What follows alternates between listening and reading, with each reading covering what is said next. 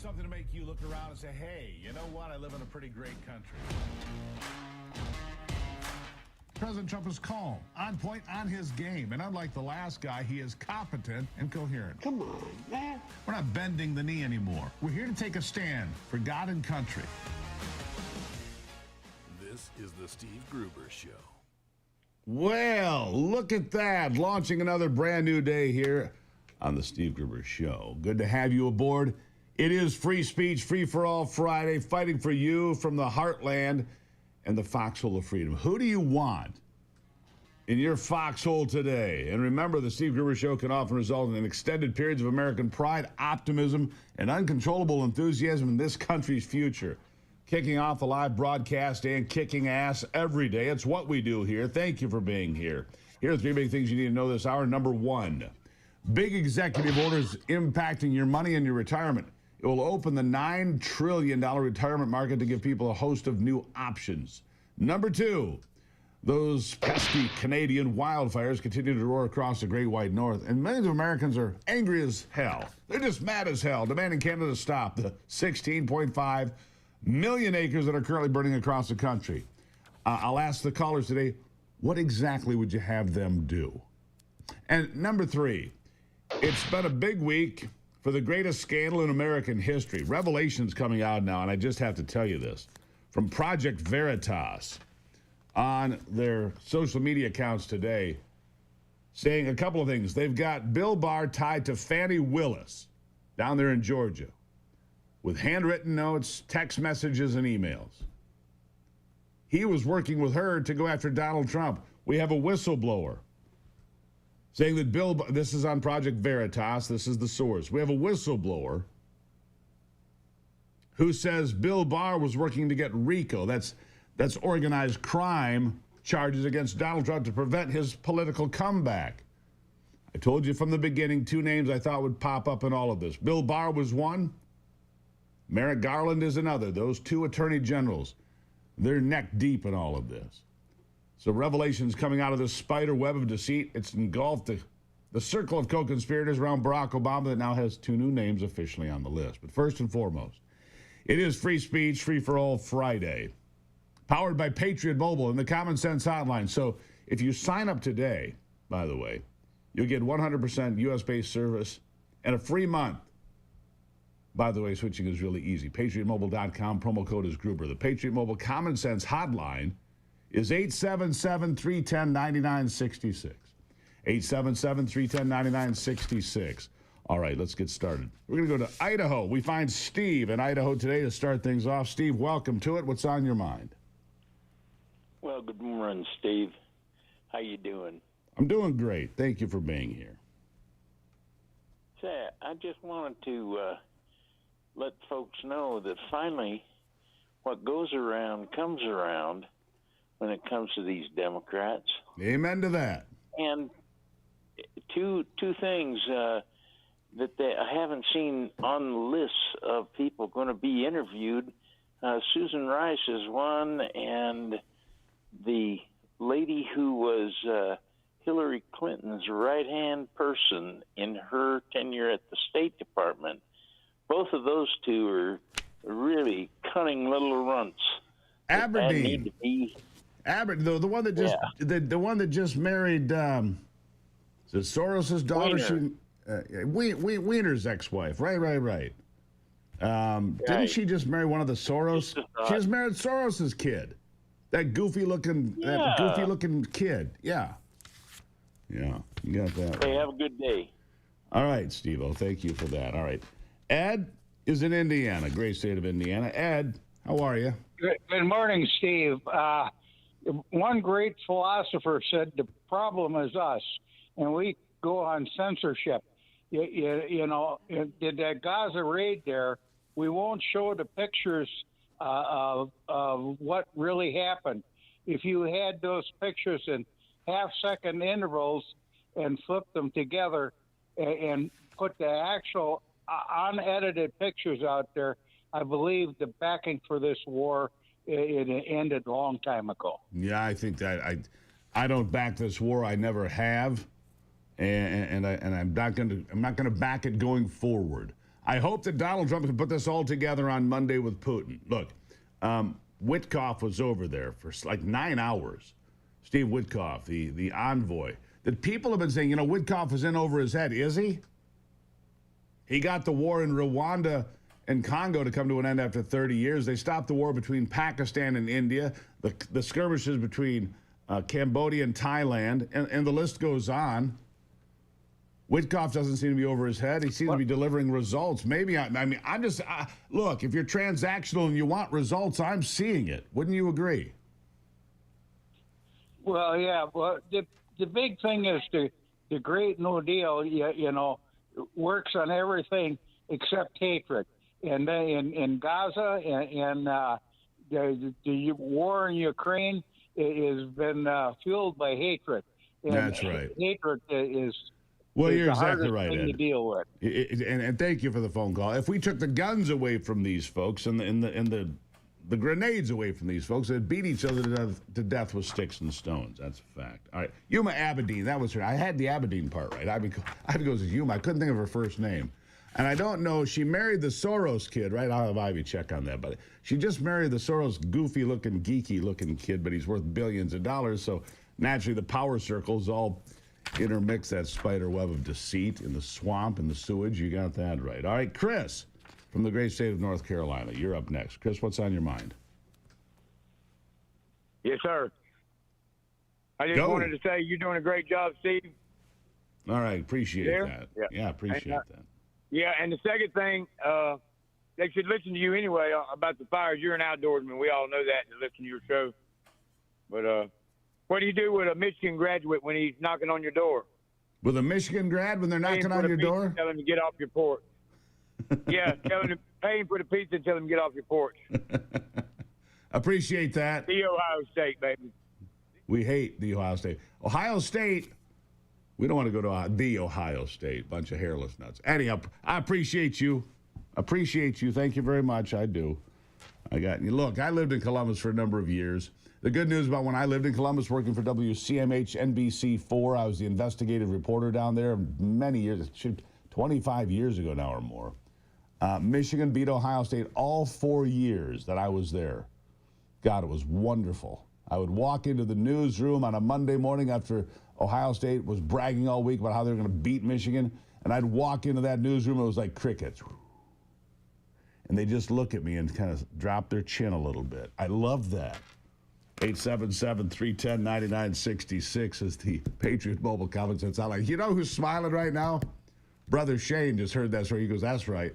That's right. They hung their heads in shame. That's right, they did. Anyhow, let's go to serious stuff. Jim in Illinois. Jim, how are you today? Wait, Jim. Hold on. I didn't give you enough time. We're going to hold Jim through the break. Can't be that unfair. Can't just give him 30 seconds. Glad to have you on the program. We can talk about all sorts of important things, and we can talk about Ohio State, Michigan football rivalries, too. Why not? It's America. God bless it. Thank you for being here. Who do you want in your foxhole? Who do you want next to you, shoulder to shoulder, when the chips are down, whether it's the trenches of rival football or saving this country? All right, Jim is next. We got a whole host of them. 877-310-9966. I'll be right back.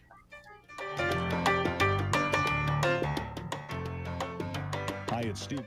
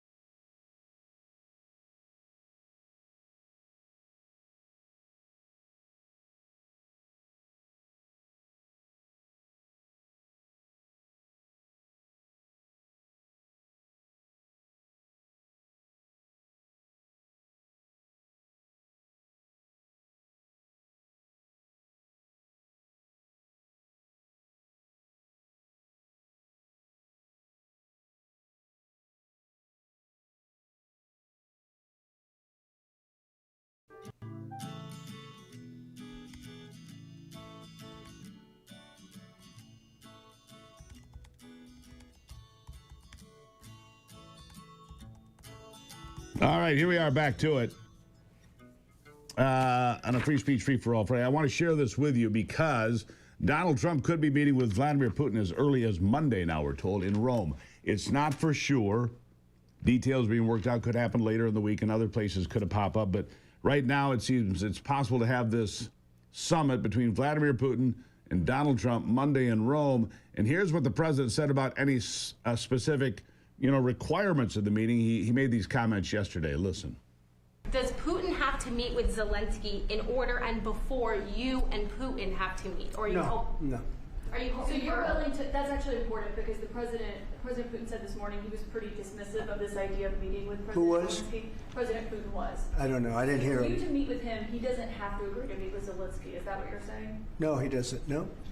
So when do you think that meeting? They would like to meet with me, and I'll do whatever I can to stop the killing. So last month, they lost 14,000 people killed last month. Every week is 4,000 or 5,000 people. So I don't like long waits. I think it's a shame. And they're mostly soldiers. They're Ukrainian and Russian soldiers, and some people from the cities where missiles are lobbed in, and you'll lose 35, 40 people a night, which is terrible. But no, mostly it's soldiers, and you're talking about, on average, 20,000 a month. 20,000 people are dying a month. Generally young people, soldiers.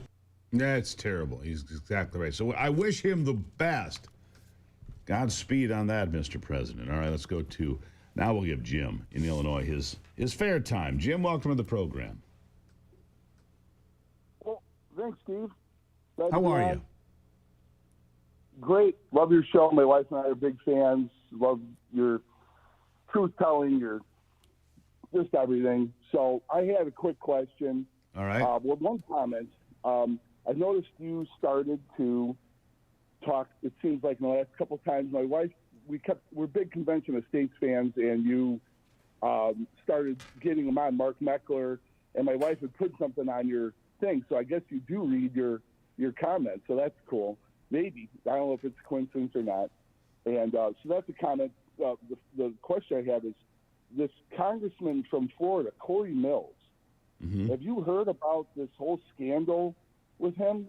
No one's talking about it. Different news sources. He was dating this Miss USA, and he was still married, and this whole thing, he's threatening her. It's a whole weird thing going on. The tangled web we weave. Yeah. Let me dig into it. I don't mind digging into it for you, Jim. I appreciate that. And by the way, I do like Mark Meckler quite well. And the Convention of States was something I was leery of, I don't know, for a number of years. But I really have warmed to the idea, if you can put parameters on it, if you can make sense of what you're going to discuss and not let it go off the rails to a completely wide open convention. So there are people that believe that if you hold a convention, that everything's on the table. The entire document here, the entire Constitution is up for grabs. They don't believe that, Jim. They believe that only what is listed as to be discussed is what would be discussed. Thank you for the phone call. Tell your wife I said good morning. I do appreciate you calling in today. Let's go to, and I will look into Corey Mills. I know who he is. I've not heard of the scandal. Ivy, can you just check on that real quick, see what it is? And then Dennis in Michigan. Dennis, how are you today? Doing great, Steve. Love your show. Thank you. I've got a statement of fact and then a quick question. Go ahead. First of all, I've reconnected with my ex-wife after 50 years. She lives in Santa Maria, California. Been there for 35 years. And she told me that years ago, because she's in a highly agricultural area, the Mexicans would come over on a temporary work visa, pick the crops, and then go back. That's right. No reason why that can't be done today. We don't need the illegals to come over here and do anything. Secondly, question. Well, hold on, stop. Stop. Hold on. I'm going to answer the first question. Number one, when I was a kid, here in southern Michigan, we would see, about this time of the year, the streams of cars would start to come in, and I don't know what crops they were going for. I was a kid. I was, 8, 10, 12 years old. Migrant workers. That's all we called them, migrant workers. They were seasonal agricultural workers. Right. They would come, and then they would go, and that's the way it worked. Okay, next point. Right. next point. Are we under President Donald Trump? Are we still paying the illegals, the EBT cards, the debit cards, the medical? God, I hope not. I don't know. Are they still getting that? I think that's a lot of that is controlled by the states. I got to leave it there. I'm not exactly sure, but I know that a lot of it's being weeded out. And look, as you've got several million illegals that are now self-deported, on top of those that are being rounded up around the country and forcibly deported, you're going to see savings in that. Obviously, there's going to be financial benefit to this country as a result of that. So, I believe we're headed in the right direction. Oh, and by the way, because that wages are going up, why? Because this whole idea that Americans wouldn't work in dirty jobs is nonsense. Ask Mike Rowe. He'll tell you Americans will do dirty jobs every day, but they won't do it for $5. You see, the problem with a lot of these people in the country illegal, they're being completely exploited, being paid slave wage to do horrible jobs and exploited while they're at it. All right, there's your answer. Let's go to Jeff in Florida. Jeff, how are you today? Good morning. Good morning. Good. I mean, I think everybody remembers Mayorkas. He kind of ran the business down there along the border. Yep. I would think that man would have every child's name, because I bet he sold every darn one of them. Well, we don't know what happened to him. And squeeze his little head until it pops. Yeah, what they did along the border was criminal. Maybe we'll find out where the kids are.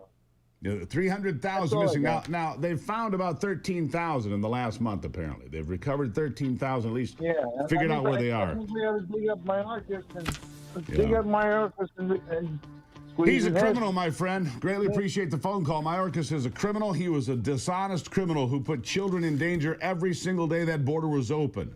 The biggest human trafficking operation in world history happened at the American border. This part of the program brought to you by Patriot Mobile. PatriotMobile.com. Use the promo code Gruber. You'll save money right now, plus you'll get a free month of service. PatriotMobile.com, free for all Friday.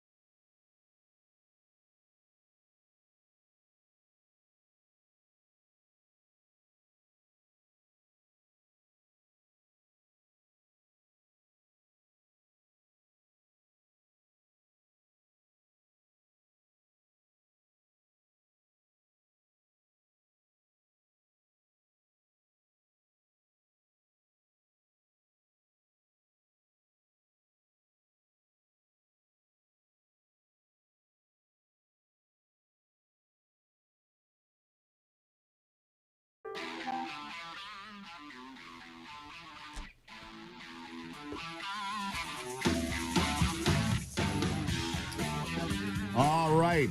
Well, glad to have you here. This part of the program brought to you by my good friends at PuroVet. PuroVet is a veterans initiative to help veterans get involved with business, all right?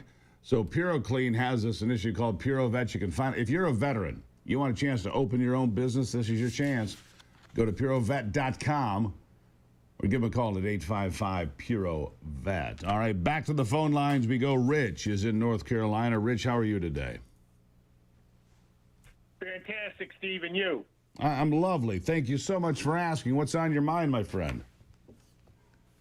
Hey, I just wanted to say and make a prediction in the upcoming elections, and this would be the 2028 election. All right.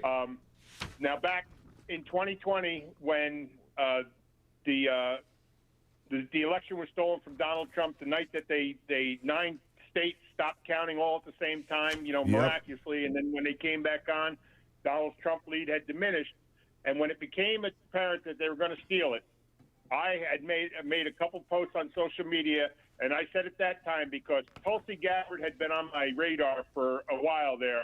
The Democrats had already done her dirty and everything, and I had said at that point to investigate the 2020 election, but Donald Trump needs to run in 2024, and he needs Tulsi Gabbard as his running mate. At that point, J.D. Vance wasn't on my radar. I didn't know who he was. I understand. And I'm not sorry that J.D. Vance is there. But my prediction is I think J.D. Vance should pick Tulsi Gabbard as his running mate in 2028, and I predict that Tulsi Gabbard will be the first female U.S. president.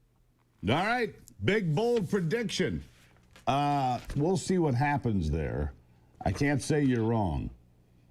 But I would also say in that mix of potential presidential candidates and vice presidential candidates, there's one other name that you're going to see come to the very top because it's already there, and that's Marco Rubio, who is working as the National Security Advisor and the Secretary of State. First man to have both jobs since Henry Kissinger, 1975. That's correct for those of you playing at home.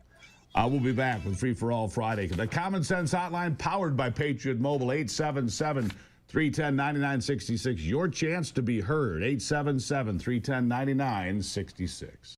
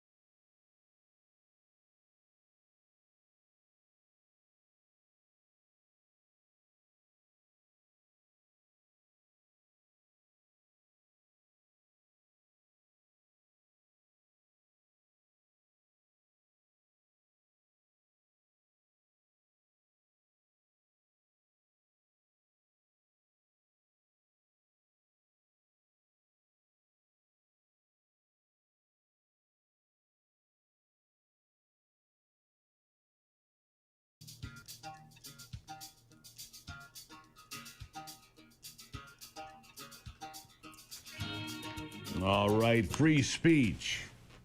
Free for all Friday. The Patriot Mobile Common Sense Hotline for you, 877-310-9966. Dan is in Pennsylvania, been waiting patiently. Dan, welcome to the program. What's on your mind? Hello.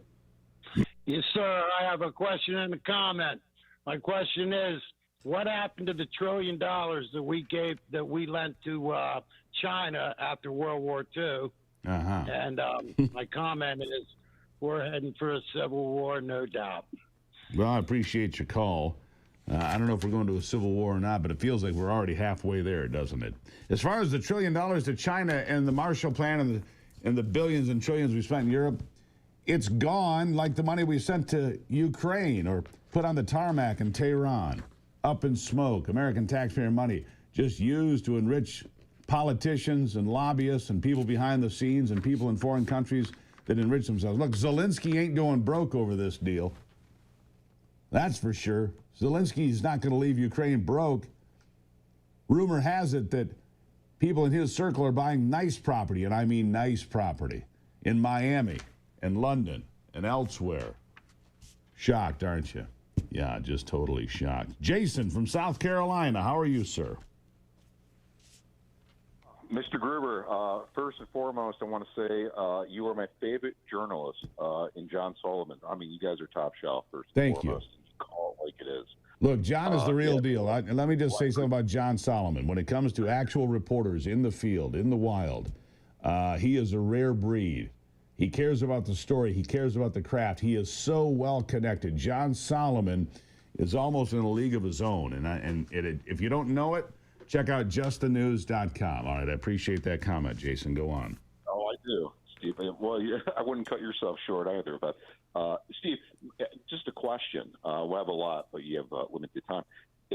Well, first of all, you mentioned the seasonal workers. So I go to Romeo in September, do the apple picking thing. And sure. Yeah, they're all legal. I get it. It is what it is.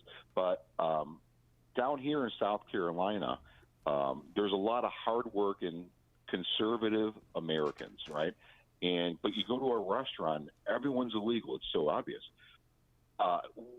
Why can't we just put some normality to this issue? I mean, I'm not saying destroy a home, but I'm red, white, and blue. I mean, like, why do politicians or the deep state per se want to crash our language, our borders, and our culture? I mean, we're being diluted. That's true. I mean, you go to places like Lewiston, Maine, Charleroi, Pennsylvania, Springfield, Ohio, Minneapolis, being diluted, all right. And here's the problem: instead of just dispersing groups of people, broadly across the country, like the Italians or the Germans or the Poles or whatever it might have been in years past, even the Chinese in years past, they're concentrating them in one place. That's how you get candidates in places like Illinois. Well, you've got a member of Congress from Illinois says she's a proud Guatemalan before she's an American. You've got a guy running for mayor in Minneapolis that he's a proud Somalian, not an American. That's not the way it's supposed to work. You're supposed to come here to assimilate, e pluribus unum, of many one, not the other way around. You're exactly right, Jason. And I don't know. I think go ahead. I was just going to ask, in your opinion, why is the deep state, because we know it exists, trying to crash the dollar? Is it for like a global currency? Well, one would have to wonder, and not just a global currency, a global digital currency, because that way, and I appreciate the call, Jason, I got to jump, but let me answer the question this way. If you have a global digital currency, everything you do is there to be seen. And the way they're going to sell this, they being the politicians, they being the World Economic Forum and others, in league with politicians from America, the EU, and all over, it's going to get rid of crime, you see. We're going to lower crime. We won't have drug dealers on the corners because drugs won't be able to be sold because there'll be no cash. That's one of the ways they're going to sell it. They're not going to beat the little old lady over the head and steal her money because she won't have any money. She'll only have a debit card. And then they're going to say, well, we can't have debit cards being stolen, so we'll have to come up with another way. Facial recognition, for example. If you can do this to your phone and then phone knows who you are, well, then the ATM knows who you are, and they'll take your money that way. Everything will be controlled. That way you can also be taxed. Every time your digital dollar, or whatever it turns out to be, moves from point A to point B, it'll be taxed. Everything you do will be understood, evaluated, and controlled by a government. So, a world currency, certainly a possibility. It's the dream of some. Make no mistake, the World Economic Forum would like nothing more than a world digital currency, a central bank digital currency, but the central bank would be the center of the entire world. Of course, that's what they want. They can control everything. They'd never miss any taxes. And they'll do it under the guise of it's good for public safety. We'll get rid of the black market. We'll get rid of drugs and thieves. That's the way they're going to sell it. And people will be, oh, yeah, it's a good idea. It's a terrible idea, by the way. Terrible and intrusive idea. Let's go to, I got some people from Michigan here today. Let's start with Tom in Michigan. Tom, how are you? Yeah. How you doing, Steve? I'm doing all right. What's on your mind? Hey, well, you're from Detroit. This is what's on my mind. From 1973, I joined the United States Army. I got out in 85. I'm a 100% disabled veteran. Okay, what I don't understand is I watched all these young men come across our border, and I don't mean the ones that dealt with, the criminals. I'm talking about just straight young men coming across our border. Look pretty military to me. My question is why can't our president, with all these presidential orders and all this stuff, I saw him bragging about all these sports people in his White House office, how they're making millions of dollars and they're getting the military thing. Why can't he offer these young men, instead of rounding them up, to come and join our military for 4 years, and that's when they get their U.S. citizenship if they serve the complete 4 years as you know, for this Tom, country. Tom, as you know, that is one way to become an American citizen, is by way of military service. That's true. The question then becomes, Tom, and I was at West Point for the graduation this year. I saw the long gray line for the first time. 1,002 cadets graduated, second lieutenants. Who are these people? And do you trust these people that just rushed across the border illegally to put them in the military? I'm going to just let you think about that because I'm not sure what the right answer is, but I'm going to let you think about it for a second. I'm going to jump over to Martin. He's also in Michigan today. Martin, how are you today? Oh, I'm living lovely. I got you on the phone. I love your show. See you at 6 o'clock every day. Thank you. Hey, I got throw something out there. The student loans and child support. I'm 63 years old. I'm getting retirement. It's $1,150 I'm supposed to get from my Social Security. Now, child support is taking $575 of that. They're taking half my Social Security. I brought them to court. They blew me off. They deleted records. There's fraud. I got the judges.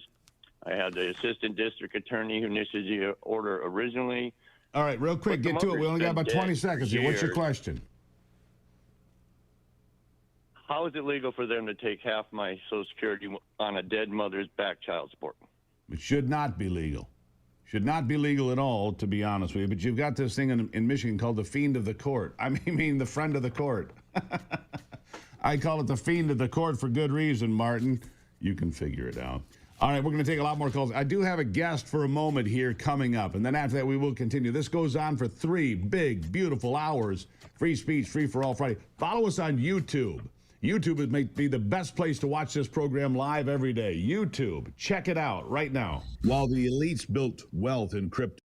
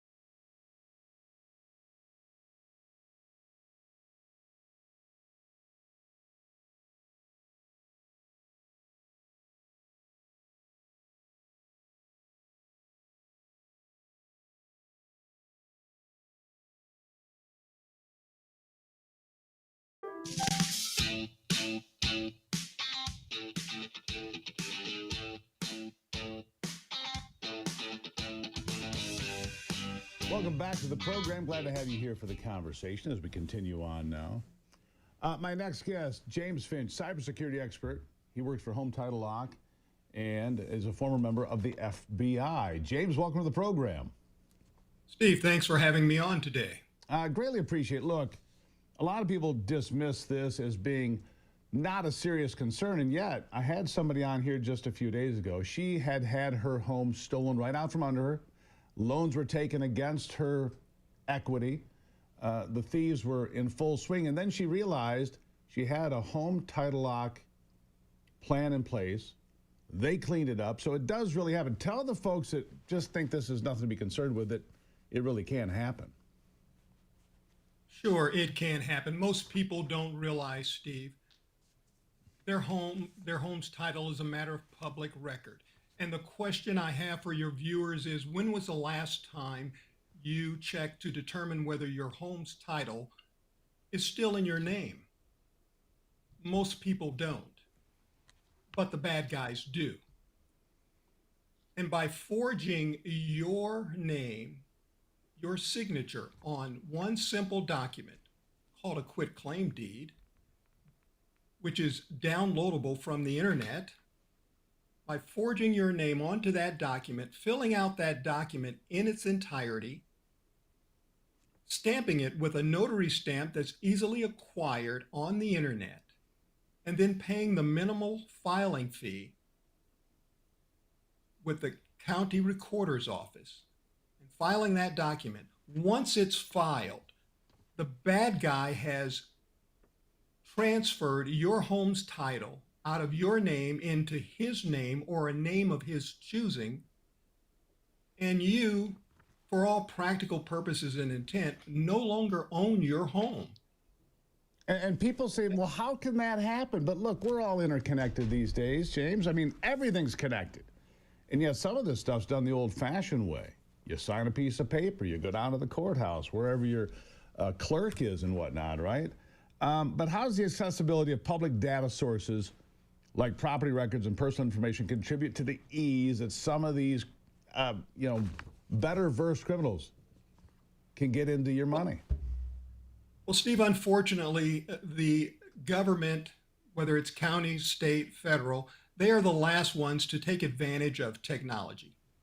Bad guys, on the other hand, they're the first ones to take advantage of it. In this case, it doesn't take much technology to log into the county recorder's office because our documents have been digitized. They're all online. And this makes it easy for the bad guy. He used to have to walk into the county recorder's office and request a copy of your title. Now it's as easy as logging in. And our public records laws have made it much easier for the bad guy to do this. Much easier because they can do it. Okay, so what advancements in cyber tools and techniques like phishing kits, social engineering tactics, and who's targeted? Is it a certain group of people? Can it be anybody? Who gets exploited here? Who's most vulnerable to title fraud? When you say who is most vulnerable, the most vulnerable is anyone with a piece of land or a house, because those titles are maintained in the county recorder's office. And the bad guys have learned to take full advantages of the weaknesses in the county recorder's office's filing system. I don't want to be critical of the county recorder's office. They have just not kept up with technology. Their job is to basically house your home's title. When someone comes in, a bad guy comes in and says, I'm transferring this home title out of this name into this name, their job is not to determine whether that signature is authentic. It's not their job to investigate as to whether the document, the signature is valid or not. Their job is to make sure the form is filled out in its entirety and to obtain the filing fee and then file it. Yeah. That's it. That's it. And so, look, when I was first asked, where's your title? I'm like, I have no idea. And I have, several different pieces of property. Maybe it's in the safe and the closing documents. You get that big envelope, when you do your closing deal. Maybe. But when I was first asked that, I had to sit there and I had to seriously think about, and I don't know the answer. And I think that's true of a lot of people. And with the increasing prevalence of remote communications, digital transactions, and all these ways that you can move money around instantly now, and emerging trends and technologies, what should we be aware of most to protect against title fraud? You should be aware that your home's title can be transferred out of your name without your knowledge. And being notified of this is the best way. Early notification is the best way to thwart this crime. You may say, how do I get notified? Well, you can log into the county recorder's office every single day to make sure your home's title is still in your name, or you can go down to the county recorder's office. But who has time to do that, Steve? Nobody in my world. I'll tell you that, James. Nobody's got time to do that sort of stuff. Go on. Well, think about this. When at my age, there are a lot of people who are responsible for their parents' estate. And in many cases, the elderly, they rely on the equity in their home. It's their biggest investment. You know that, James. It's the biggest investment. We have to protect it. And so here's what I'm going to do right now. Go to HometitleLock.com. Use the promo code Gruber right now. Click on the link in the description. That's HometitleLock.com, promo code Gruber. If you don't know where your title is, or if you take James seriously, which I do, get the protection and peace of mind you deserve. HometitleLock.com, promo code Gruber. James, thank you for being here. Be prepared, not scared. That's my motto around here, sir. Thank you for spending time. Thank you, Steve, for having me. There you have it. HometitleLock.com, promo code is Gruber. I'll be right back. It's the Steve Gruber Show.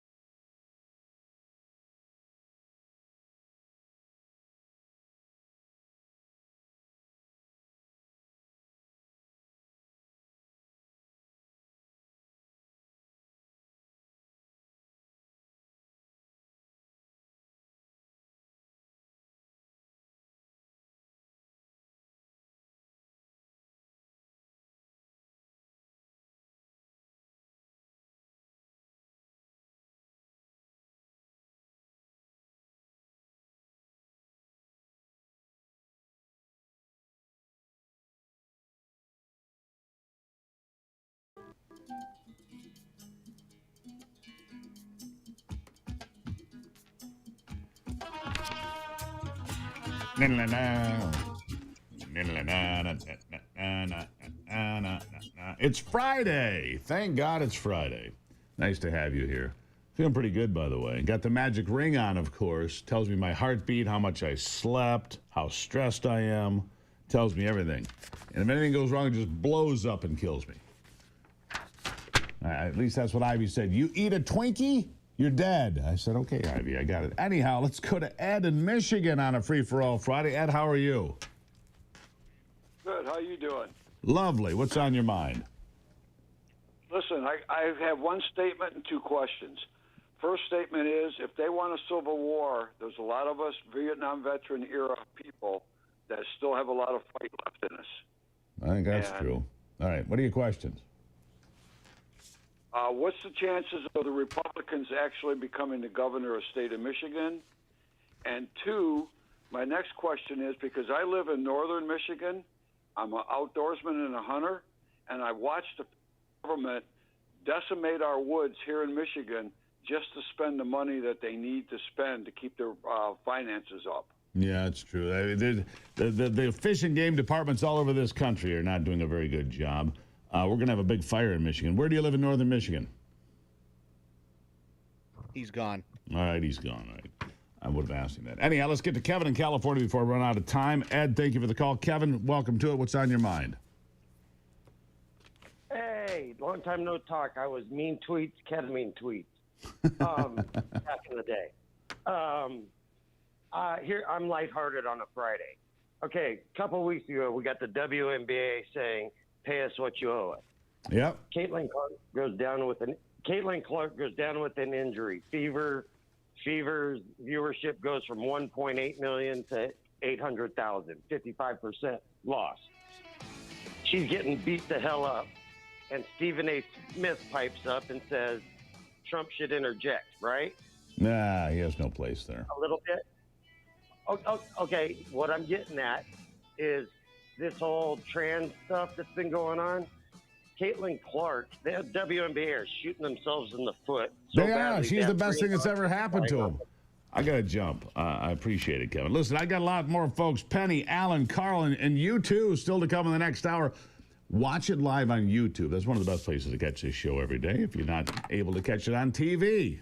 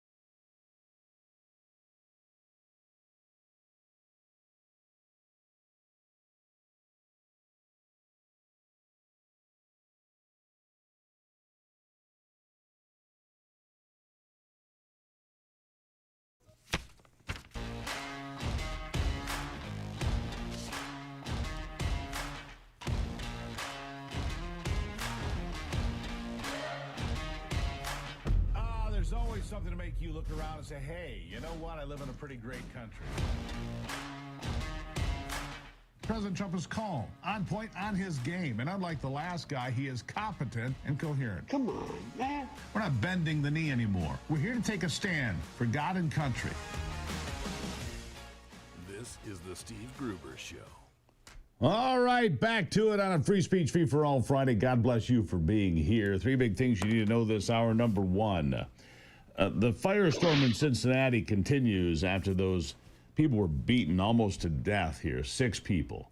It's become part of the big political scene in Cincinnati. Why too many facilities helping the police officers? Number two, the big firestorms in Canada causing political angst for a lot of folks, which is weird. It's not like they're going to put the fires out, the 16.5 million acres. People keep talking about, we must hold the Canadians responsible for not putting out these massive 16.5 million acres of fire. All right, fine, whatever. I'm sorry, I don't take it seriously. We'll get to that in a minute. Let's start with getting back to the phone lines, 877-310-9966. That is the Patriot Mobile Common Sense Hotline. By the way, if you sign up today at patriotmobile.com, use the promo code Gruber, you'll get a free month. It's the best phone company ever. They actually have people that live in America and answer the phone. It's the craziest thing. Let's go to Penny in Indiana. She's next on the hit parade. Penny, how are you? Good morning, Steve and Ivy, to both of you. I don't know if it's a question or just an opinion, but if you or I, which we do, have a job and we don't show up for it, we don't get paid, and we actually would get fired. And perhaps I've missed something, but why do we, as American tax-paying citizens, allow our political politicians to walk off a job and still get paid? I don't know. I'm just kind of puzzled by that. And I know the lawmakers by no means would do anything to change that. But we as citizens, I would think, would actually have a much louder outrage about that whole scenario there. That's all. You know, Penny, it's a great point you make. Look, some would say, and I appreciate the phone call, some would say that they're all on vacation right now. They're back in district. They're in recess or on recess, however you look at it. But many would argue, look, we have to go back to our districts to talk to the people, to figure out what needs to be done so you take care of the constituents. But in practical application, that's not what happens. They go on vacation. You're exactly right. Now, they might hold a town hall or two. I'm not going to say they don't. Some do. Some are more connected than others. Others just... Do you think Jasmine Crockett's out there holding town halls right now, busting tail? I don't think so. AOC in her district, no chance whatsoever. So, yeah. Why do we have to go to work and they don't? That's a fine question. Alan is in Indiana today. Alan, how are you? I'm pretty good, Steve. How are you?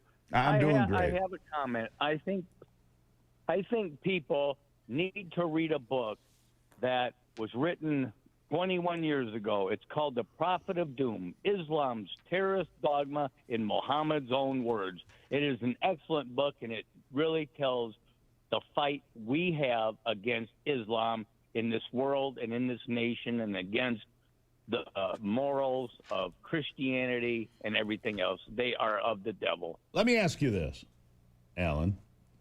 In your estimation, what's more dangerous?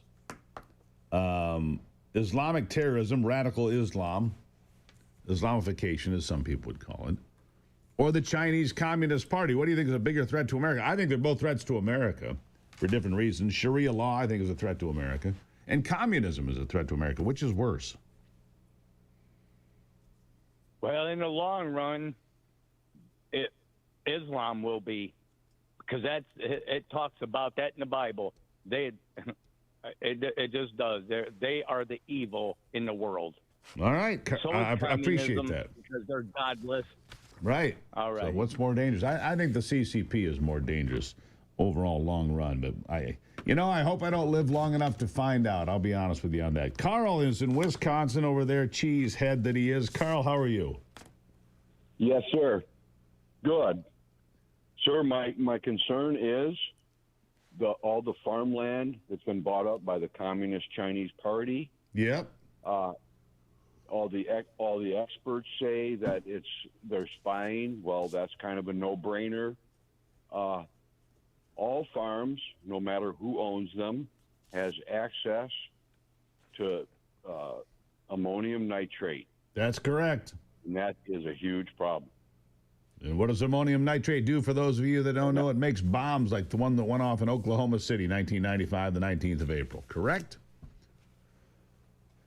That is correct.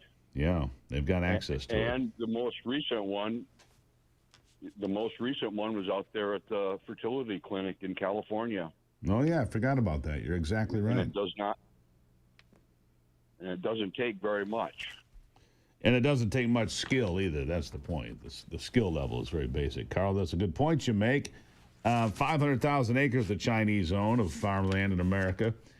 Not a huge stake if you think about it in comparison to the millions of acres, but it's concerning because the Chinese provide seeds. They have one of the biggest seed companies. They own Smithfield since 2013. One of the biggest meat packers. They control too much of our food supply. That's a big concern to me as well. Let's get to Dory in Michigan. Dory, how are you today? Good morning. Boy, I feel like my topic might be lightweight compared to some of the topics this morning, but I would like to add to the list of public school failures. In my so humble opinion, the lack of driver's education. When we were growing up, everybody had driver's education through the public school, and how that lack of standardized rules being taught to everybody contributes to road rage. I think that the public schools in many places could be measured as failures. Reading, writing, arithmetic, basic ability to get ready and put your clothes on, tuck your shirt in, comb your hair, and go to work. Just basic stuff seems to be lost. Dory, I don't think you're wrong about that. I think most people would agree with you on that. The public schools have become more focused on the unions and the unions that run them too often. Not always, but too often. And when you hear the unions talk, you don't ever hear them talk about the kids, that's for sure. Public schools, that's why we need the money to follow the child. And I'm going to get to Dana in Florida. Dana, how are you today? Hey, Steve. Thank you for taking my call. Of course. You and Ivy.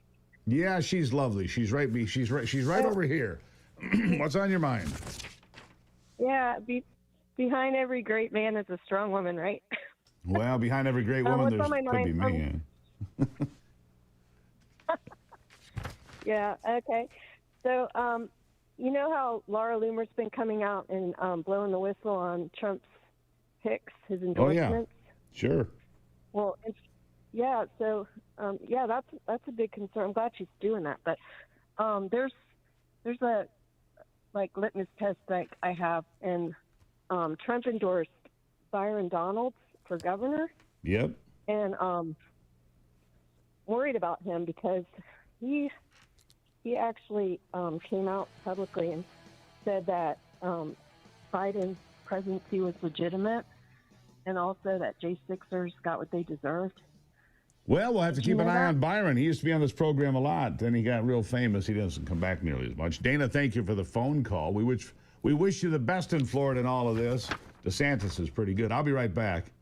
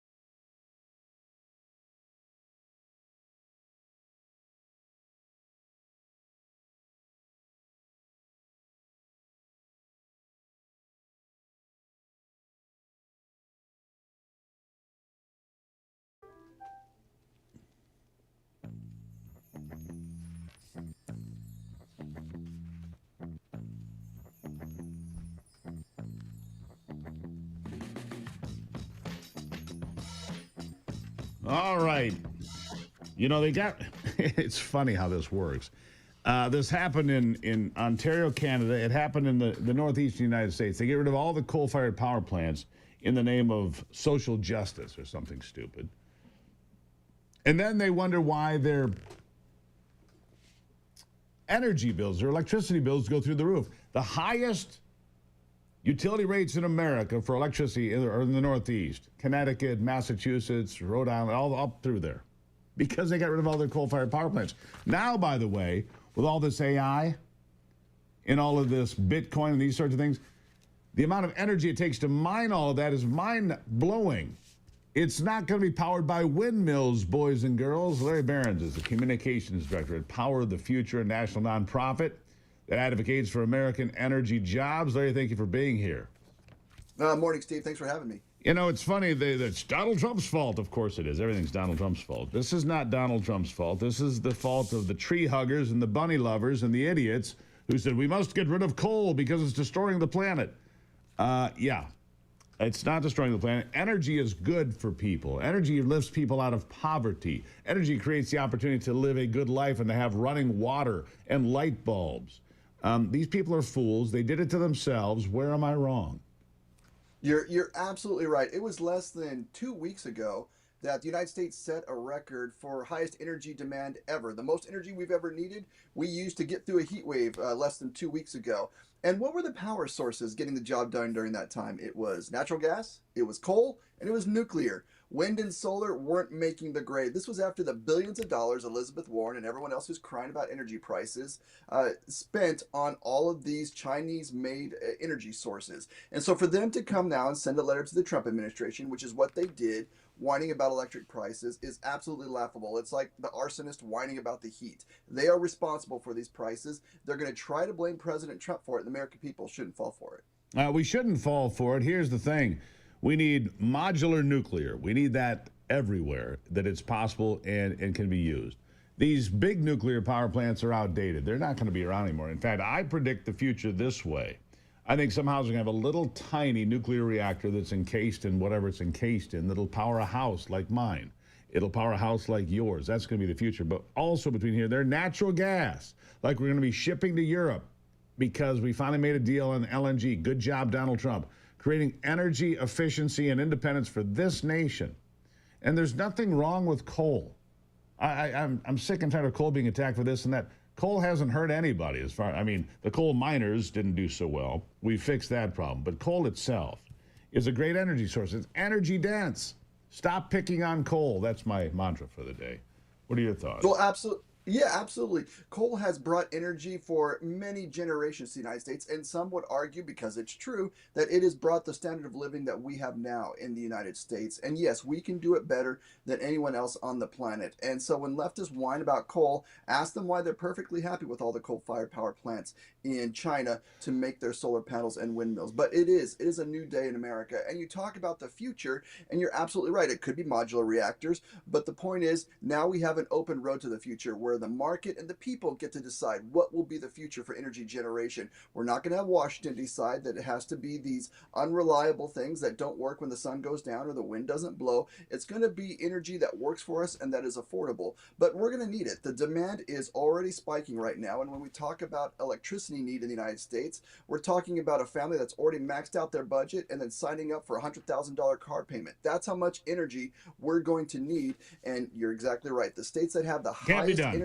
rates are the ones that have renewable portfolio standards, getting rid of affordable energy. What do you say to people like in the UK? They have I think they have a net zero secretary, right? Which is, yeah, they have a net zero secretary in the UK, for example. Net zero is idiotic. All right, let me just put it's idiotic. We need more energy today than we've ever needed. AI takes tremendous amounts of power. You're not going to do that with wind turbines that turn around once in a while. You're not going to do it by solar panels. What's that? Well, there is that. Get rid of CO2 and the plants all die. Ivy's yelling at me from the cheap seat. See, the people are all upset around here. Larry, they're fired up, as they should be. Look, we need energy. Real energy comes from energy density, which is coal, natural gas, oil, nuclear. That's how you power the future. If we can figure out a way to tap into the core of this planet, maybe. Does the sun produce energy? It does, but not the way that we can efficiently harness it today. We need to use hydrocarbons. They're not fossil fuels, they're hydrocarbons, people. Use the right term. Larry, go ahead. Well, you're exactly right on all of that. And when you're going to see the leftists, just like they did with the eggs, they're going to start blaming Trump. As people get their electric bills, they're going to start saying, look what he did, look what he did. Remind them that electricity bills shot up 30% under Joe Biden. These same people did absolutely nothing. They didn't care then. They don't care now. Well, what do we need to do, Larry?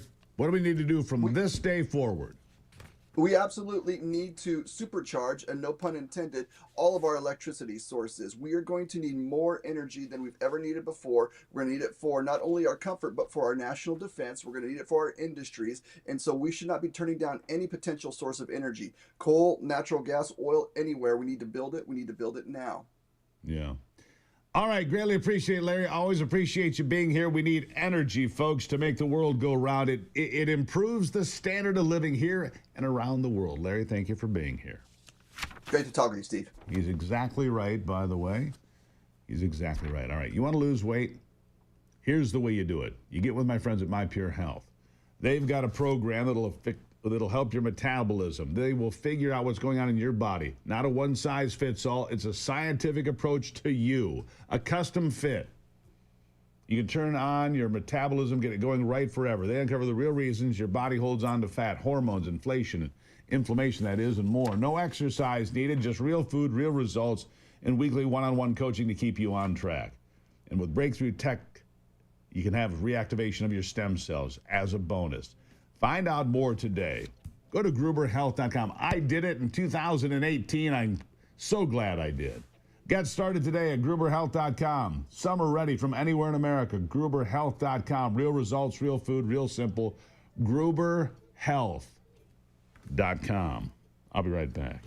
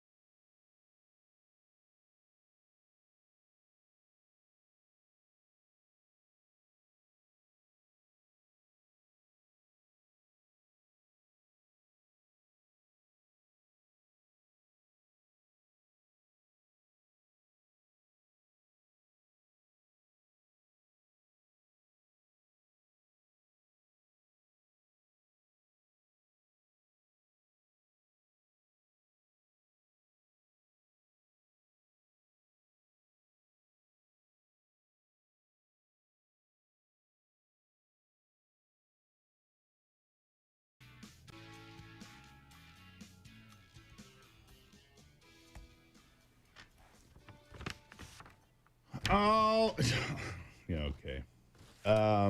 Let's see here.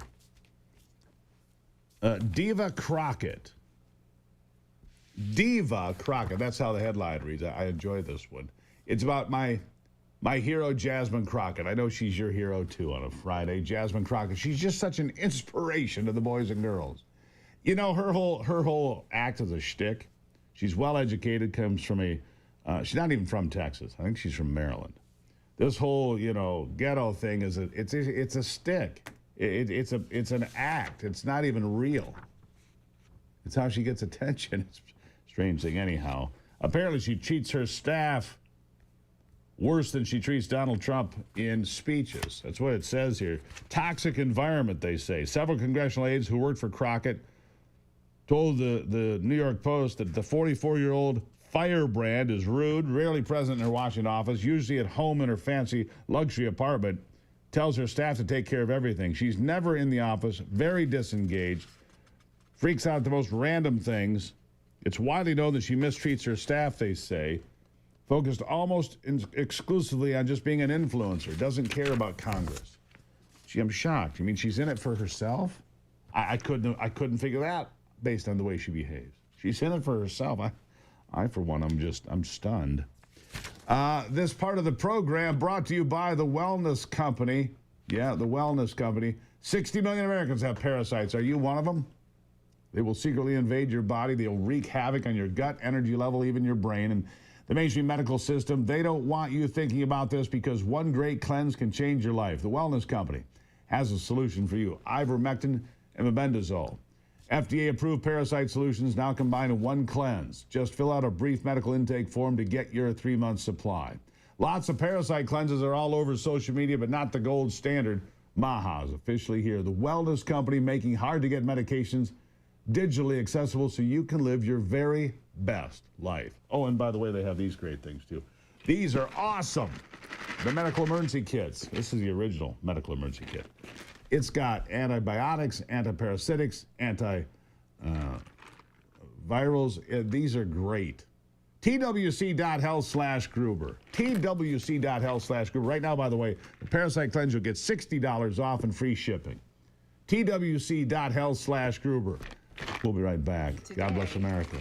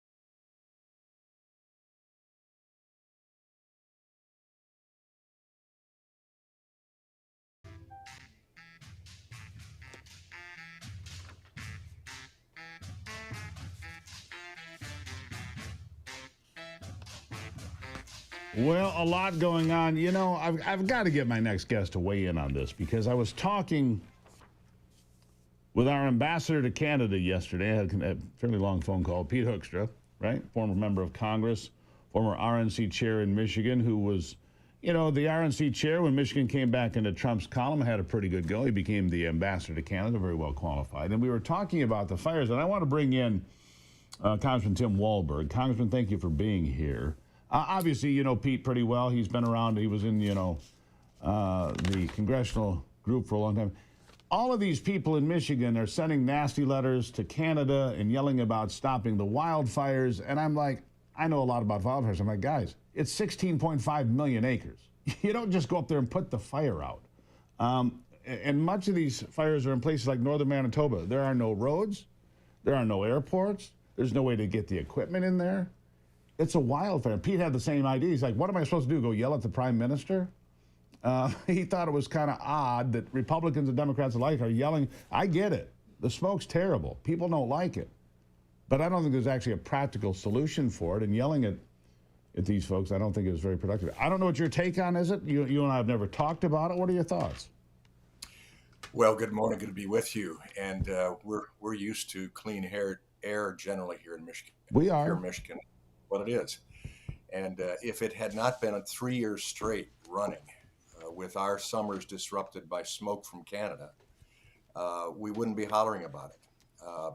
We holler about what's going on out west as well in California and other states because we are unwilling to this point in time. I think the Trump administration is changing that. And talking to the secretary in charge out there of Interior, he's committed to doing the proper forest care to make sure that we don't have that type of undergrowth and uncared for forest dropout, I guess you would call it dropout products. No, and I believe that's true. In California, you know, they lost control of the fires in California because they didn't do maintenance in places that had high densities of population. That part I agree with. I lived through big fires in Montana where they try to do backburns and things now. But you look at like just Manitoba, it's the size of Texas, and only 1.4 million people live there. I mean, it's massive and it's remote. And I don't know if you have lightning strikes.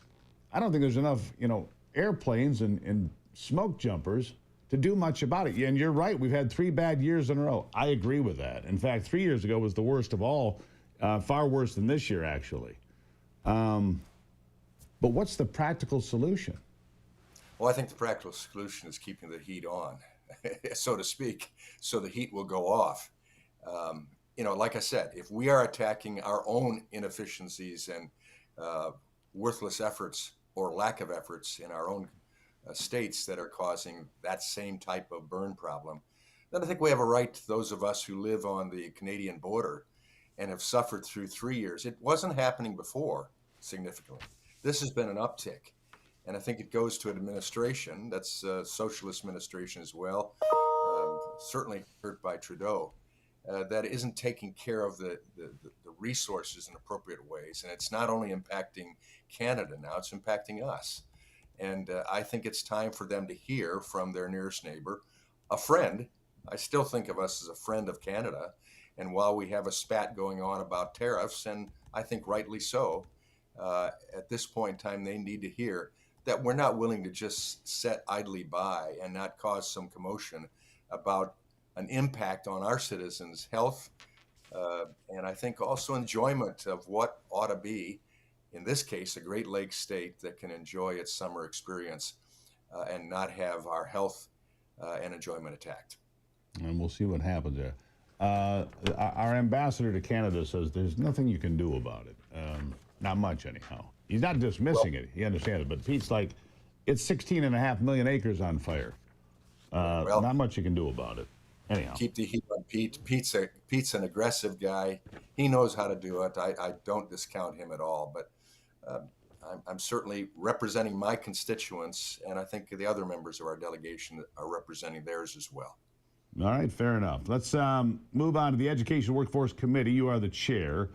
You've got some things going on when it comes to the CCP. Tell us what you've got on the table today.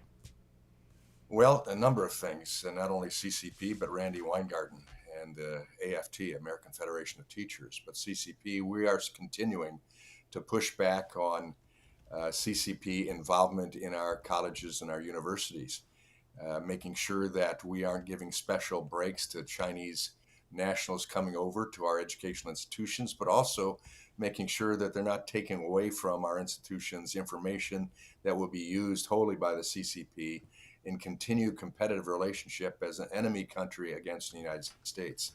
So John Molinar and I, John is the chair of Select Committee on China and all instances related to Chinese involvement in a negative way in our country.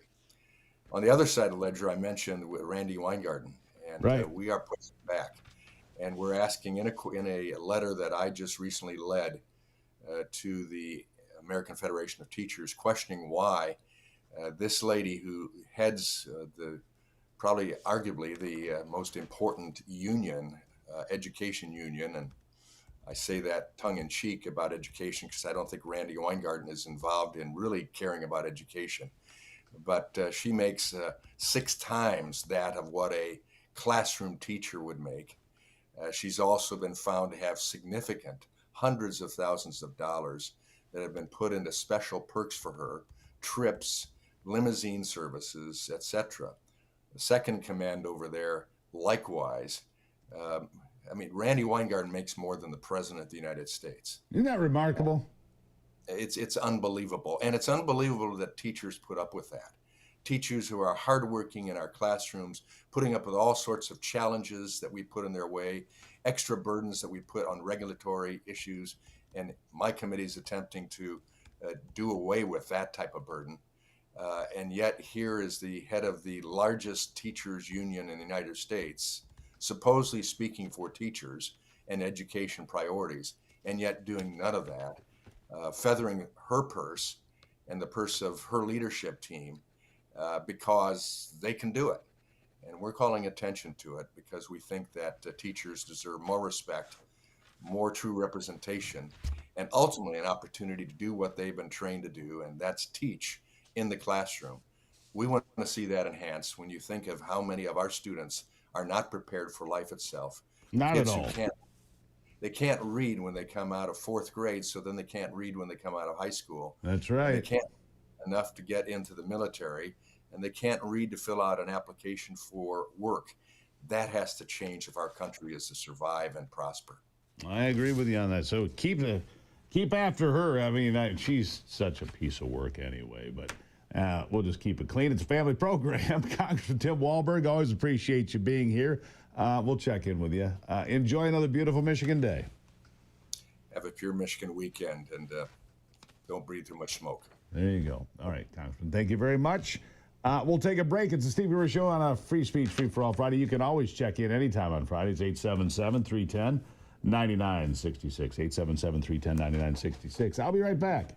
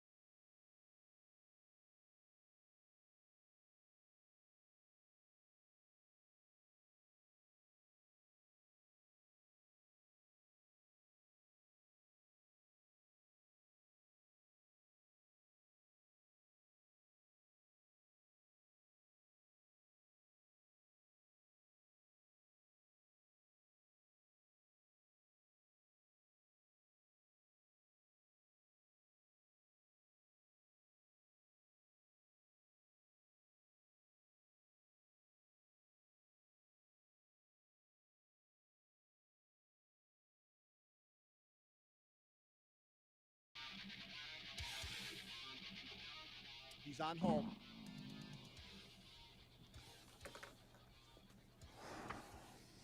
All right, I'm just going to have a lesson for you at the top of the next hour.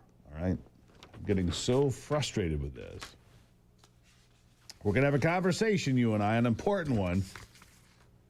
And you don't want to miss it coming up. But first, before we get there, John Comerford, Executive Director of the NRA, ILA, that is, and Chairman of the NRA Political Victory Fund. John, thank you for being here on the program, my friend. Steve, thanks for having me. Glad to have you here. Last week, the NRA, along with other Second Amendment groups, filed a big lawsuit, a bombshell lawsuit, to challenge the constitutionality of the National Firearms Act in federal court. President Trump's One Big Beautiful Bill eliminated the NFA's excise tax on suppressors, short-barreled rifles, short-barreled shotguns, and a category labeled any other weapon. Big victory for gun owners. The unconstitutional registration requirement for these items, which has historically been justified as necessary to prove that the tax has been paid, remains intact. What do you make of all of it? Tell the folks where we are. Well, look, elections have consequences, and on November 5th, we elected a pro-gun Congress and certainly a pro-gun president. And what are we seeing from that? We saw the first reduction in a federal excise tax on firearms since the 1960s. So the unconstitutional NFA tax that was $200, that was exactly double the price of an NFA item back in the 1930s, was eliminated. What does that do?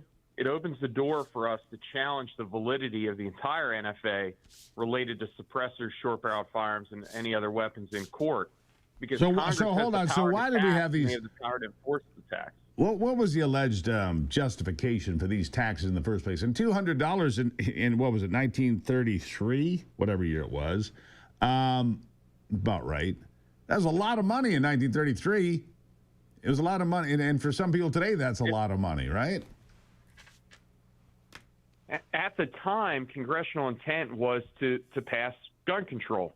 However, they didn't feel they had the ability to ban these firearms and items outright. So what did they do? They passed a punitive revenue-generating tax that unfortunately the Supreme Court upheld in 1937, that Congress had the power to pass that level of a tax. However, the Congress can pass a tax and they can enforce a tax and everything that goes with it. But Congress can't enforce registration and other compliance items of a tax if the tax doesn't exist. And President Trump, by signing that bill, eliminated the tax. So that is the core basis of our challenge in Brown versus ATF with NRA, along with 3 other pro-gun groups, NRA members, and a dealer plaintiff. Look, here's the problem. I don't have to explain it to you, John, but I'll just go through it for my own, for myself. And the problem is with gun control, it's like rust. And I'll use one of my favorite liberals, Neil Young. Rust never sleeps.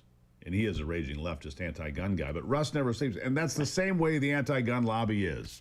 Yeah, they'll get knocked back. You'll sand it off. You'll knock it back. You'll put some primer on there, and then it'll start to rust again. They always come back. They never give up. They're incessant. And they'll be back without question. I mean, it's a nice victory, but they never go away, do they? No, they don't, and that's why we're trying to take advantage of the situation that exists right now with the program president in there, getting this done, and then allowing us to file this, opening the door to file this possibility for this lawsuit. So we're in the Eastern District of Missouri in the 8th Circuit. We're looking forward to hopefully having a win there, and we're willing to take this all the way to the Supreme Court so we can set precedent that the anti-gunners and that rust that they bring can't change. And as we get through these next 3.5 years, you know, the Trump administration has the chance to reshape the American judiciary by putting through as many judicial nominees and having the Senate confirm as many nominees as possible. Yeah. Getting them confirmed would be nice. It'd be nice if the pro-gun senators would, if I may be so bold, keep their asses in Washington and do their jobs. That would be nice. Sorry, I had a moment there. Exactly Forgive me, right. John. On another note here, I see that, on another note here, I see, and I'm shocked that you guys did not endorse Abigail Spanberger for the job of governor in the state of Virginia. I for one, am stunned here. I mean, she took money from the Chinese Communist Party, $50,000. Don't worry about that. That's just a little distraction. Look, I have had Winsome Earl Sears on this program a number of times. I think she is a remarkable story. I think she is a remarkable American story, and I'm glad you endorsed her. Tell the folks about her and why you did it. Yeah, absolutely. Lieutenant Governor Sears is a champion of Second Amendment rights here in Virginia. Look, we know what the playbook is going to be. Governor Youngkin has had to veto nearly 24 bills 2 years in a row that would severely restrict the rights of law-abiding Virginians. We're not talking about criminals here. Folks like Spanberger and others, we know what their policy is. It's a light touch, so to speak, on criminals instead of putting them behind bars. But they want to focus on law-abiding Americans who are just trying to defend themselves and their families. And Lieutenant Governor Sears, we're fully behind her. We hope that she wins in November. We're going to be doing everything we can to motivate gun owners, particularly reminding them that, yes, we had a great result on November 5th last year, but we need to do the exact same thing this November to protect your rights. And we also endorsed Lieutenant Governor candidate John Reed and of course, incumbent Attorney General Jason Miyares, who's a strong supporter of the Second Amendment. He's spectacular. Has proved that through his tenure. Yeah, he's spectacular. Absolutely. He just expanded reciprocity for Virginia this year. Well, I was going to ask you about that. We're fully behind this. I've only got 20 plate. seconds here. I've only got about 20 seconds, but how important and how big is the push for reciprocity for concealed carry across the country? Got 20 seconds. Their number one priority. It's a wrong that needs to be righted. The fact that you can cross the state line and face felony penalties for exercising your right to self-defense and constitutional rights is absurd. Yeah, I can drive from my home in Michigan to Montana, and I'm legal all the way, except I have to stop in Illinois before I get there, unload, put it in the trunk, a bunch of nonsense. John, thank you for being here. You come back anytime. John Comerford, Executive Director of the NRA-ILA. And thank you, sir. Thank you, sir. Really appreciate it. All right, it's Steve Gruber Show Sports next. Small business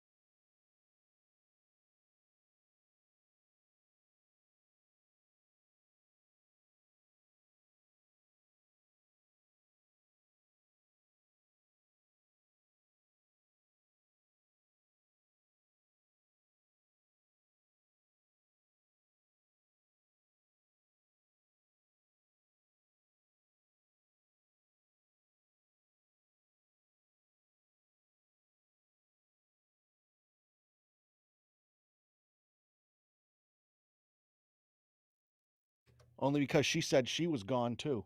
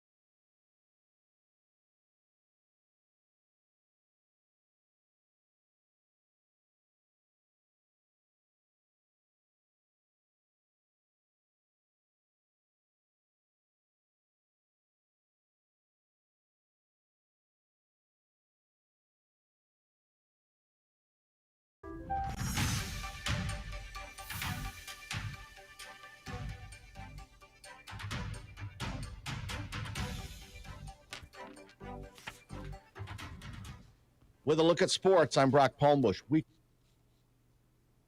3 games on the schedule. The Baltimore Ravens beat the Indianapolis Colts 24-16.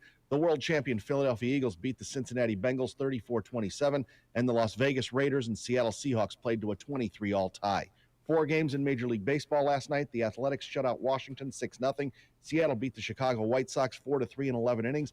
Pittsburgh shut out Cincinnati 7-0, and Atlanta got by Miami 8-6. In the WNBA, there were 3 games. Atlanta beat Chicago 86-65. LA got past Connecticut 102-91, and Phoenix crushed Indiana 95-60. And Akshay Bhatia shot an 8-under par 62 to take the first-round lead at the FedEx St. Jude Classic in Memphis, Tennessee yesterday. He's got a 1-shot lead over Tommy Fleetwood heading into today's round 2. That's a look at sports. Back to you, Steve. All right, Brock, thank you for that. Greatly appreciated. By the way, the Michigan Supreme Court, I was going to mention this earlier this week, and I didn't get to it till just now. The Michigan Supreme Court has slammed the door on general phone warrants. It's a landmark ruling. New constitutional guardrails for law enforcement across the state. The case People v. Michael Georgie Carson centered on a man convicted of safe breaking and theft after police used a broad search warrant to comb through his phone and retrieve incriminating texts. The High Court agreed with Carson that the warrant authorizing the search of any and all data was far too vague, effectively allowing a limitless digital fishing expedition with no meaningful constraint. Given that cell phones carry a virtually unlimited amount of private information, the majority opinion read the wide-ranging search of defendant's cell phone pursuant to this warrant was constitutionally intolerable. I happen to agree with him on that. You can't just go have a blank search warrant for everything in a phone or a computer or anything else. Nice work on their part. I appreciate what they did there. I think it's the right choice and the right decision is what I think there. This part of the program brought to you by my good friends at Wolverine Water. Wolverine is Michigan's premier water treatment company. If you're in Michigan, you got brown stains in your shower, or you don't like the way the water is, or maybe it's got a bad odor, well, Wolverine Water Systems is your company to turn to. Wolverine Water for more than 75 years now. WolverineWaterSystems.com, pure and clean. Pure water, clean air. WolverineWaterSystems.com, check them out. I'll be right back.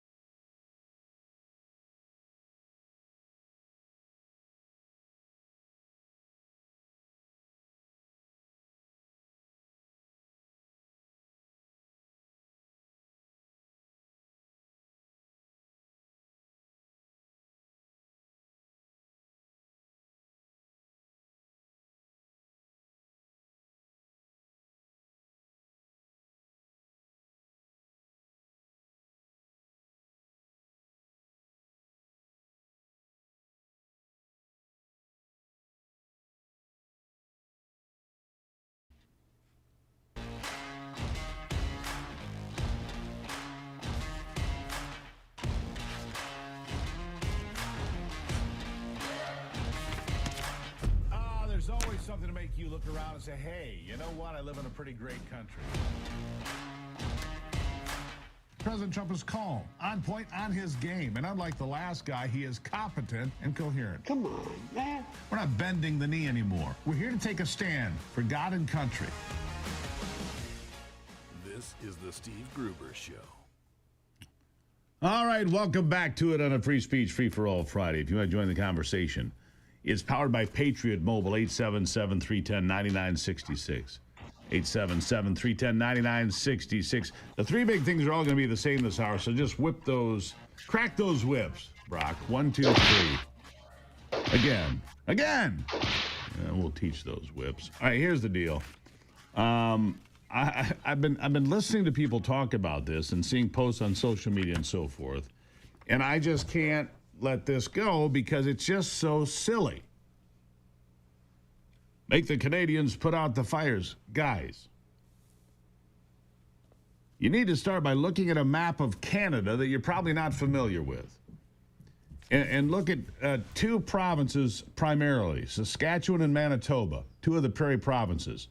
The wealthy province to the west of them, Alberta, may join us soon as a new state. We'll see. But here's the problem. I've been to places like, if you go to northern Saskatchewan, you're going to find a place called Wollaston Lake. Beautiful place. I caught a 50-inch northern pike there once, a number of years ago, because I've been to a place called the Wollaston Lake Lodge. All right? It's a spectacular place. But right now, because of the people, and I just heard, Tim Walberg, we must keep the heat on the Canadians to put the fires out.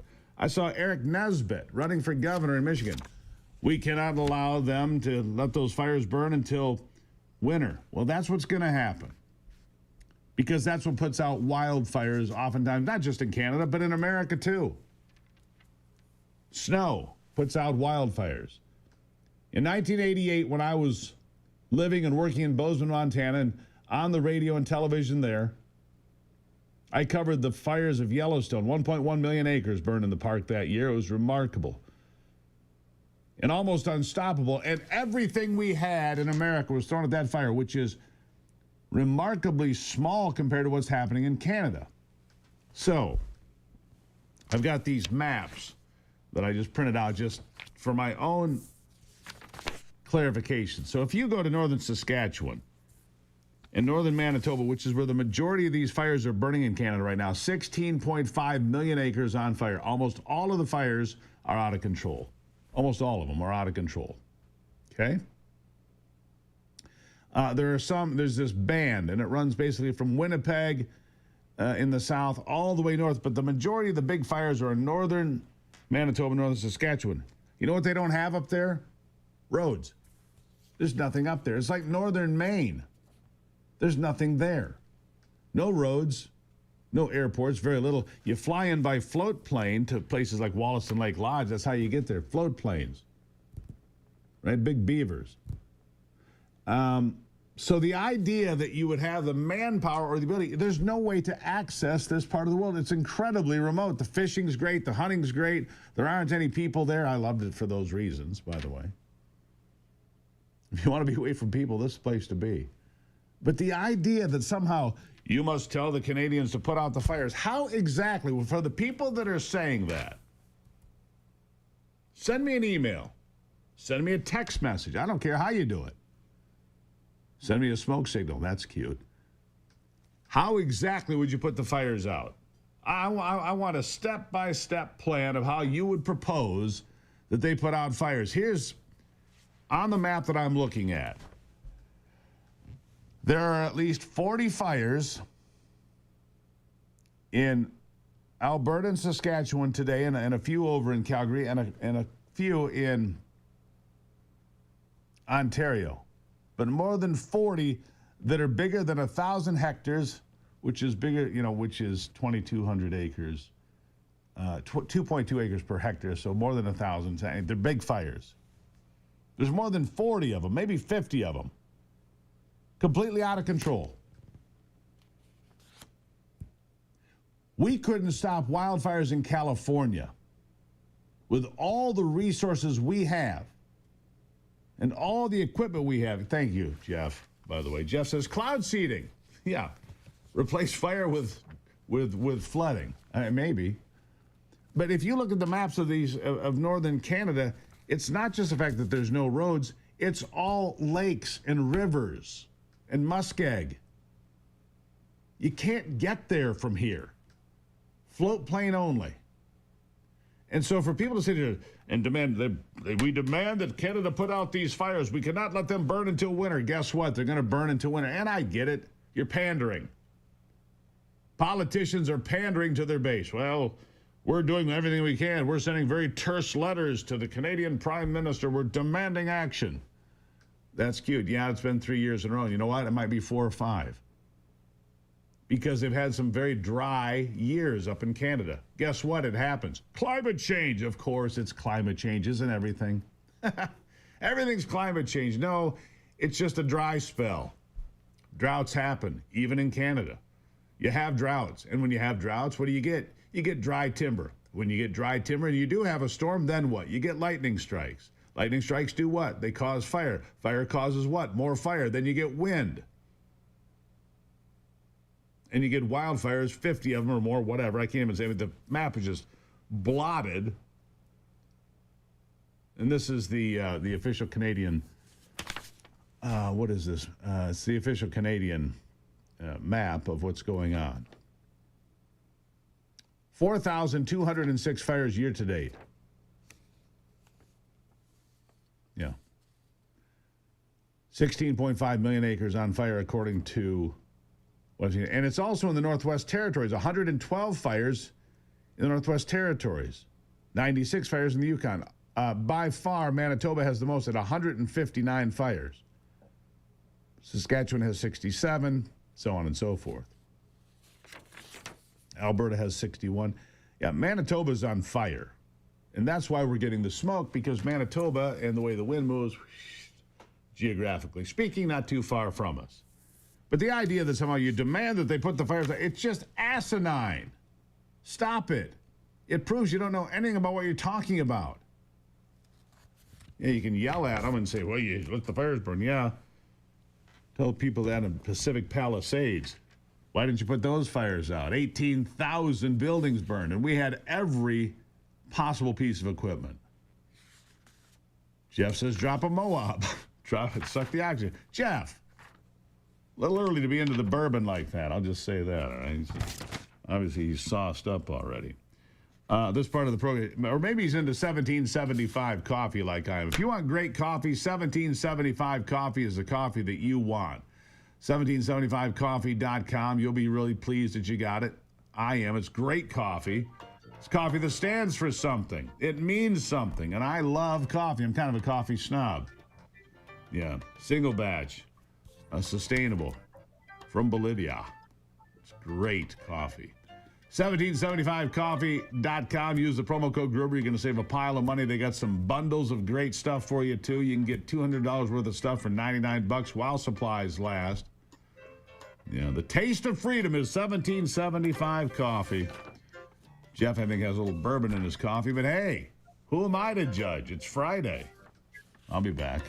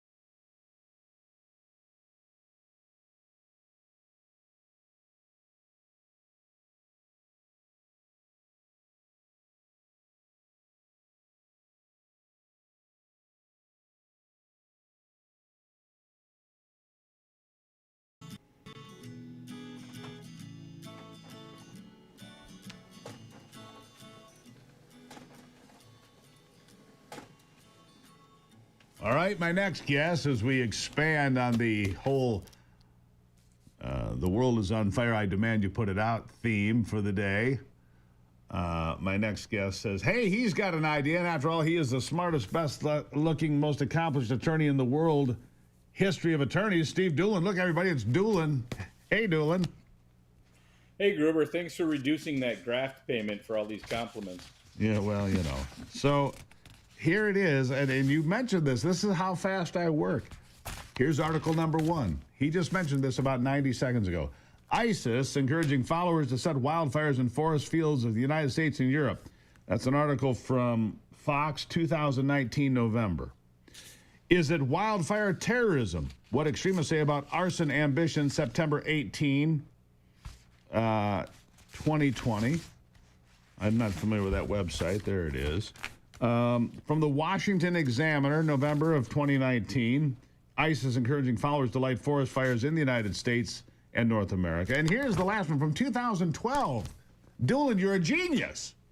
You're a genius. I had Homeland Security warns of terrorist wildfire attacks. This is June 2012. Now, I'm not suggesting the fires in Canada have been set by terrorists, but we have seen videos on social media of guys walking around setting fires in California and elsewhere. I've seen this. And so, I mean, some of these fires in Canada are near populated areas. A lot of them are in remote areas, you know, and this all came up because there's politicians that are just pandering. We demand that Canada put out the fires now. They have no way to do that, of course, Doolin. Science says that's impossible. Anyhow, what are your thoughts on that? I mean, apparently, terrorism is something they consider, I guess. Sure. Yeah. Well, yeah. The ISIS magazine or whatever it was back in 2010 or 2012. Wait, ISIS Times? ISIS Times. Yeah. Well, they published a glossy magazine for a while. I'm assuming they have moved to the web by now. You know, it's out there somewhere. But they really did publish a glossy magazine in several Infidel countries. Weekly? Yeah. Okay. Go ahead. Yeah. Something like that. You know. Child Bride Annual. Child Bride Annual. That's what it is. They were calling on their followers to set fires because very easily, intentionally set fires can overwhelm the firefighting capacity anywhere.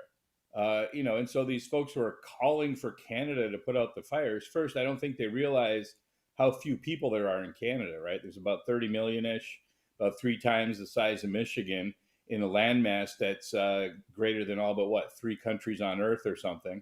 There isn't enough firefighting capacity on the planet Earth to fight. What did you say before the break? 4,000 plus fires. 4,000 fires. Apparently, according to Grok, I went to the AI, and 16 point, and this is the number that's accepted now, 16.5 million acres in flames. It's literally impossible. Right. Just buy a globe, people. Well, look at a map, because a lot of these fires that are in northern Manitoba, northern Saskatchewan, there's things you need to put out fires. They're called roads and airfields. You've got neither. There are no roads.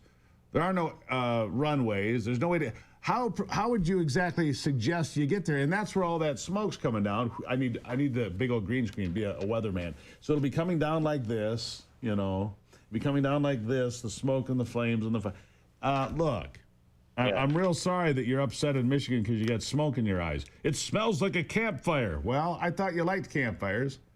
Of course, the Green New Dealers would like to outlaw campfires too. There's particulate in it, By the way, the amount of particulate in the air and smoke in the air is far more than every coal-fired power plant in the world combined right now. Think about that. Just putting it out there for your own consideration. Doolin saying that, maybe we should keep coal-fired power plants because these forest fires are far worse. And what about the volcanoes exploding in eastern Russia? They put more stuff in the air than we ever do, don't they? Oh, I remember Mount St. Helens dropping dust on our cars in the UP when I was a kid. Right. That was a little volcano. Yeah. I mean, by comparison. nature's power is beyond our control still, even though we have all these magical devices that allow you and I to talk this way and all the other fun stuff we have, the computers in our pockets. We still can't control Earth. Well, you know, one of the regular devoted listeners here, I think he's into the liquor this morning a little bit, said, "How about cloud seeding today?" I said, "Jeffrey, look," he said, "you know, we saw how that worked out in Texas and Western North Carolina, but hey, you know, if you're going to go for it, if you're going to geo-regulate and geo-engineer, you might as well go. You can't play God effectively. That's what people don't understand. They still think we can play God. Satan got kicked out of heaven for that. Adam and Eve got kicked out of the garden for that. We're not doing any better now, are we?" No, certainly not. And I kind of think some of these folks are just out of things to talk about when they start calling on Canada to put out an impossible fire. I demand, you know, I did have a good laugh with Pete Hoekstra yesterday, the ambassador to Canada is a friend of mine, and he said, "What do you do?" He goes, "What do you want me to do? Go yell at the prime minister?" I said, "I don't, you know, what are you going to do?" Honestly, he's like, "Give me a break." Yeah. Anyhow. Yeah. The sunsets are pretty, though. Oh, My they kids are. love the sunset. Yeah. I think next time we get together, Dylan, we need to talk about your childhood in the UP. I've learned some interesting facts during the breaks around here. I think that we'll need to share with the folks about growing up in the UP. What town did you grow up in? Iron Mountain. Oh, man, that is the end of the universe. I mean, that's right out there, right out the end of the world. Is that where the ski jump is? Yeah, that's where the ski jump is, and we thought we were in the big city because we had a movie theater and a McDonald's. Yeah. There it is. God bless America. Doolin is the best-looking, hardest-working, most accomplished lawyer in the history of the world, and he always comes here on Fridays just to make me feel important. Doolin, thank you. Thanks, Gruber. All right, there you Always have it. fun. Yeah. I demand you put out the fires right now, or just get like a semi-load of marshmallows and graham crackers and Hershey's chocolate bars. Man, we could have a good time. I'm not allowed to eat it. My ring would blow up and kill me, but it would be a good time for a bit. I'll be back.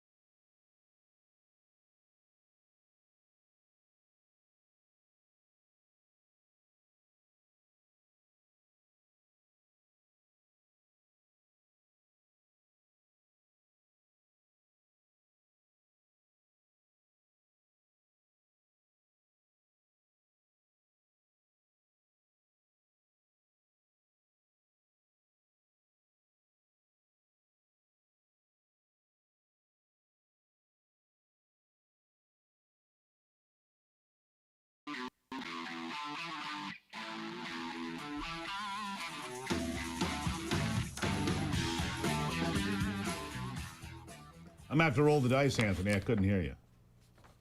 Could not hear you. Is that a yes or a no? I got one about Hillsdale ethics. Ethics. I love that. All right, so let's talk about that. Hillsdale College.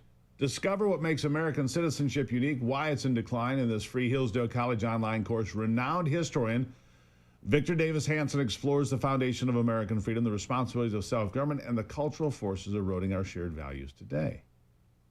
I think this might be a preview. I'm not exactly sure. Let's find out. We all have a common problem. How do you live well? Our well-being, our happiness depends upon how we do that. And the Nicomachean Ethics is the first great book written about that subject, and in my belief, the best book ever written. Why is ethics important? Because we're trying to figure out how to be good. Good's important. Every action and every choice and every inquiry we seem to make for some good. Somebody give a simple definition of what it is to be ethical. Ethical would be to pursue a good life. And get there, right? The reason this book is to be read is to become good. This is an urgent inquiry. We are the makers of our character. The claim of this book is that this is certainly the way to live well. You can become awesome. Start today. Well, you can become awesome. Start today. That's Larry Arnn, the president of Hillsdale College. Look, it's a preview of, you got two previews there.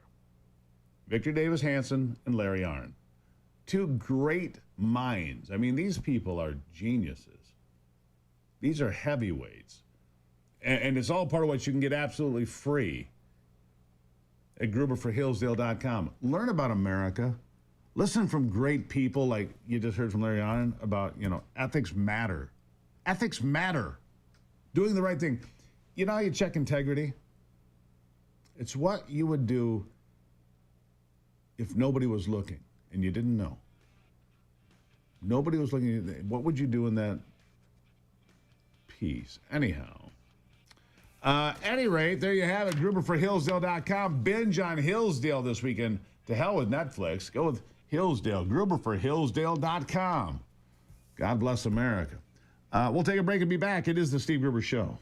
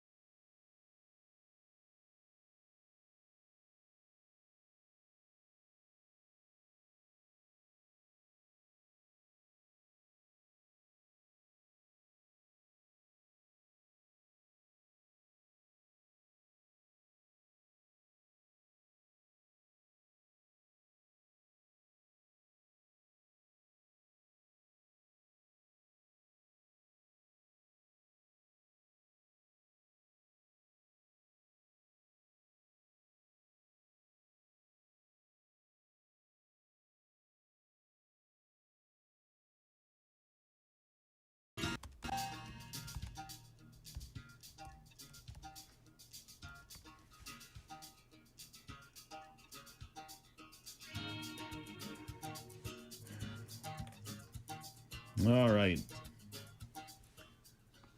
It's time to rethink how we measure labor in the United States, says my next guest. The way we do it is outdated, outmoded, out of time. Time for something new. And, that's true of a lot of the numbers we rely on here when we talk about the economy. Inflation, for example, is not measured the way it was like when Jimmy Carter and Ronald Reagan were in office, they changed it.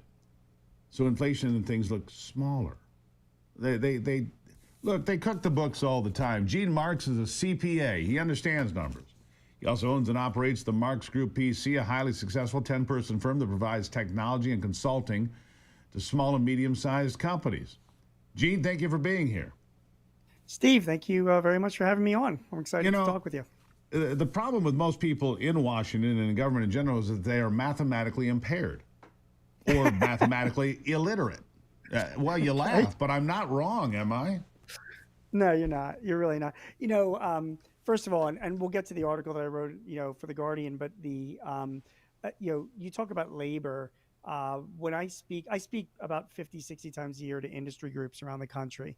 And these are the most boring and unsexy groups, you can imagine. That they manufacture corrugated containers and metal framing businesses and construction companies, but they're the core of American business, Big hoot on and a Friday night they are. Yeah. Yeah, I mean, they're the backbone of this country, and they are trying to figure out where to invest their money, how to spend their money. The economy is very important to them. So they read this stuff that comes out in the mainstream media about the economy, and they believe it.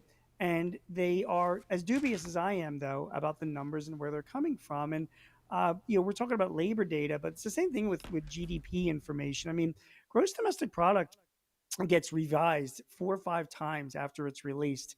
And even Nate Silver's firm, 538, they did a big study a year ago, and they looked back over 40 years of GDP numbers. They found out they could be adjusted anywhere from 1.2 to 1.5 points over the initial release. So you hear oh, GDP grew 2.5%. That's what the media reports. But then 4 revisions later, it turns out it could have fallen by 1.2 points less than that, and that doesn't seem to get reported as much. And here's just in the headlines this week, and we saw this. The U.S. Bureau of Labor Statistics has no idea what they're doing.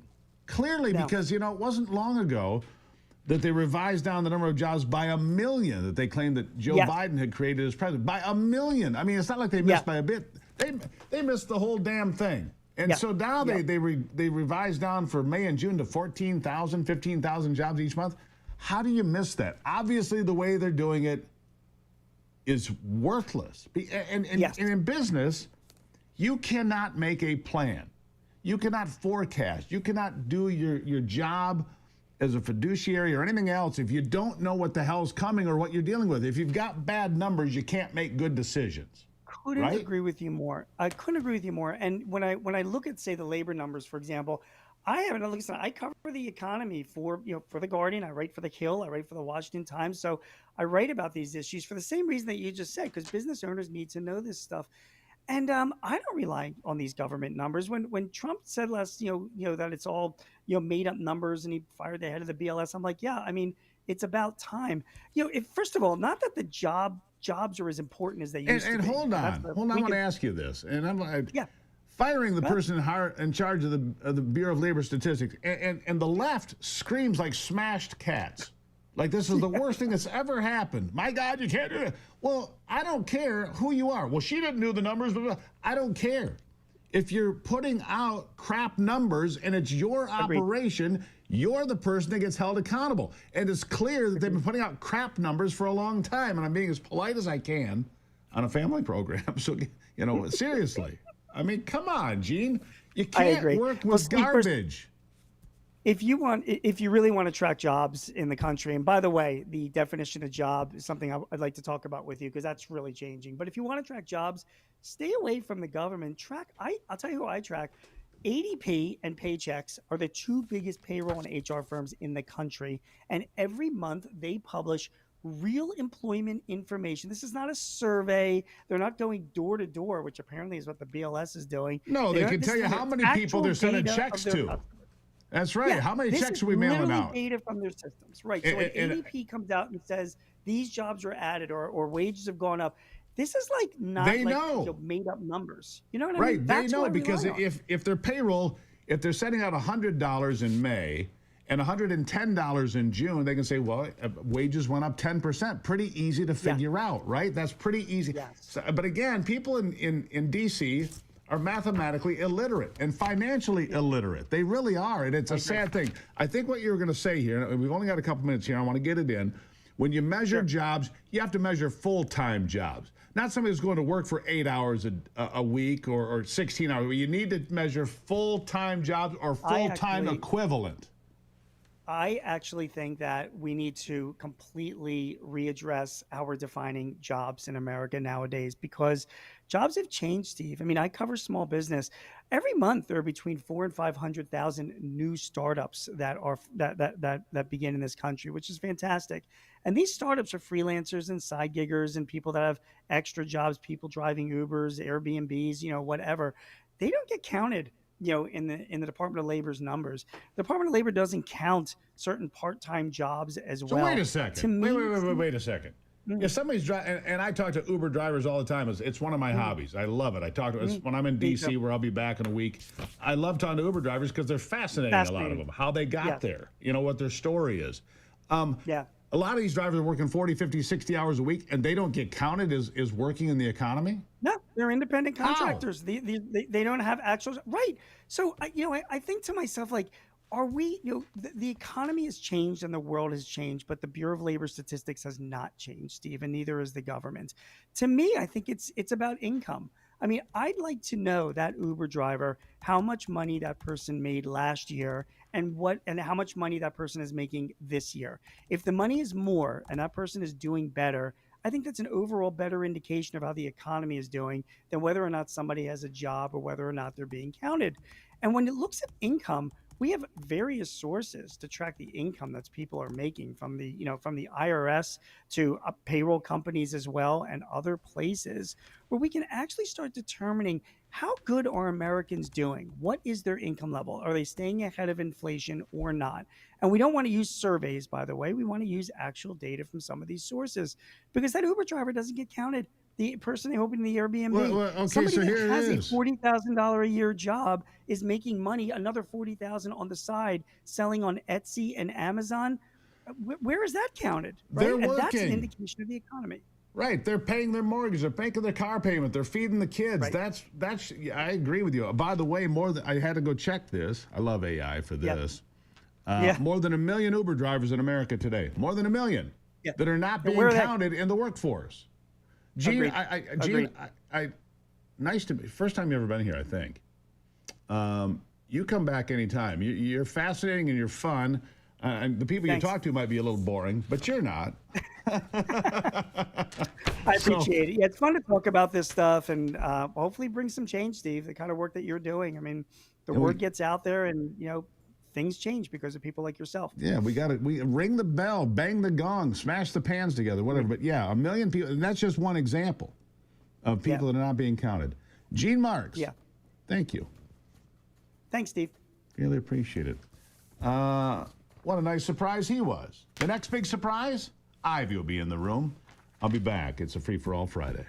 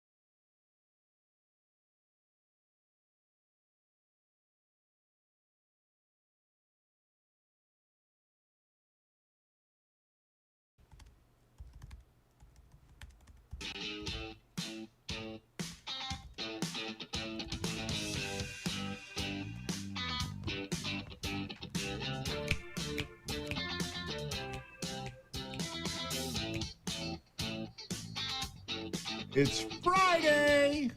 Thank God. I've got the magic ring. You know, and I thank God for Ivy. I got the magic. Told me how much I slept last night, which is more than I thought. I got 6 hours and 29 minutes of sleep last night, which is a lot for me. Hello, Ivy. How are you? Good morning, Steve. It seems that you were chipper this morning. It's Friday. Why is she not on my screen? I don't know. What's going on there? There she is. Right. He's delayed, apparently. That's all right. He's in there wrestling the cat. Apparently. Well, whatever that means.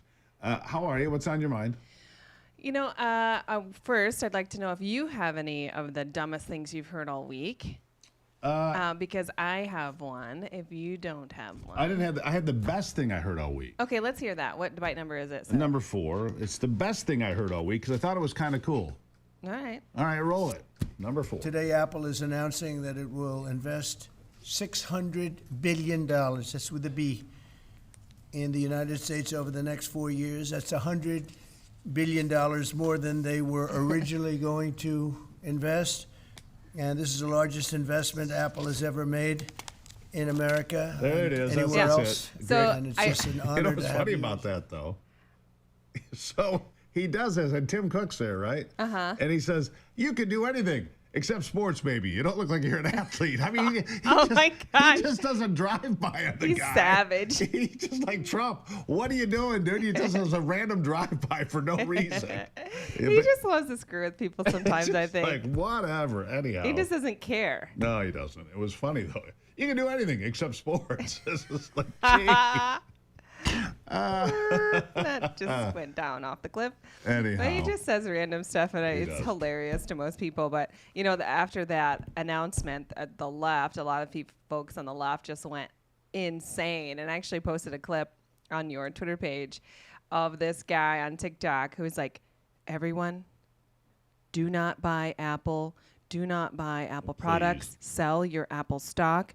Apple is dead. That's what he said.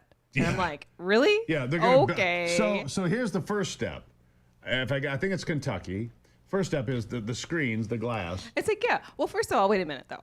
Okay, Here is this huge influx of money into the United States. $600 billion. Bringing manufacturing, Yeah. bringing technology here, and it is a bad thing. And by the way, shame on Apple. Good for Detroit. They're getting an Apple, like a training center in Right, Detroit. yeah. Research but training, the screens, yeah. the glass, Uh-huh. is going to be built in Kentucky, I believe. So that's step 1. And they're like, well, why can't you build a whole phone in America? It takes time, people.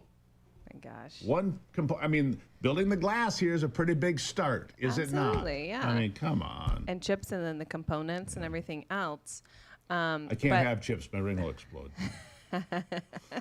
You'll just lose a finger, Steve. It's okay. You'll be like your brother, Shane. So anyhow, I do have a great clip that I want you to listen to. Anthony, go ahead and play that.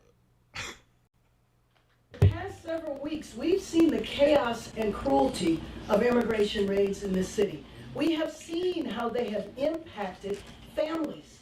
I am frankly worried about those families and if they're still hanging together, especially economically. And talking to families that have impacted, when one breadwinner, one wage earner is gone and disappears, to survive in our city economically, you need 2, 3, and 4 wage earners to keep housing, to keep food on the table, to keep clothes on your kids. When that is taken away from you, that just doesn't destabilize a family. That destabilizes a neighborhood, it destabilizes businesses, it destabilizes a community, but we are not going to allow this She's administration unstable. to destabilize our Oh, great good God. city. So enforcing immigration laws destabilizes the world. Oh, come on. Destabilizes Los Angeles. And, you know, it just... How dumb, right? Not just remarkable. It's Well, like- she's a communist. I mean, you know, what do you want to know? And she was on vacation. Remember when Yeah, when the fires. the fires were happening. Yeah, Karen Bass was on vacation, didn't hurry back. Whatever. She's just another one of those proud communists out there in L.A. and getting rid of these people that are here illegally and committing crimes on our streets. That'll destabilize our community. I wonder how if you are a person living in a Tent city. Well, no. If you're an elderly person and you're living in a place with a fixed income, and here's where you live, and you can't afford to get out of there, there's drug dealers on your corner, and the drug dealers are from somewhere else. She doesn't care. No. That woman doesn't care. No. She thinks that you're a bad person if you want the illegal alien drug dealers to go away. You're the bad person. It's insanity. I find that, I think you had said in your previous segment, when the left is screaming about this or that, it's like generally when they're saying like that smashed cats. Right, like smashed cats. If they're screaming like smashed cats, generally that means that we're doing the right thing. That's right. Yeah. We're over the target, as they say. Exactly. Yeah. So continue just, I love what the president's doing. I think he's taking the country in the right direction. Are there going to be growing pains? Sure. Sure. Are there going to be problems along the way? Sure. And right. there was actually just really quickly. There was ahead. a little clip that I had seen this morning about shrimp boats out of like Bubba Gump? Mississippi, Louisiana, and they're actually very excited about the tariffs on India because there's this huge influx of shrimp from India into America and Vietnam, which then really kills their business. So they're like, thankfully, we can finally compete. Well, we ran this piece here a week ago about the tomato farmers there. Right. All the tomato farmers are like, thank God you're putting tariffs so that we can sell our tomatoes again. Right. We've got friends that farm blueberries here in Michigan. I hope they put tariffs on Peruvian blueberries so we can save the Michigan blueberries, which are the best in the world. Right. And then we can start seeing American products on shelves again. Amen. Whether it be in produce or it be goods, That's right. clothing, and whatever else. The other thing is American wages are going up. Why? Because the people that have been forced to work at slave labor wages, the illegals, are being pushed out, and these companies are actually having to pay a living wage. I got to leave it there.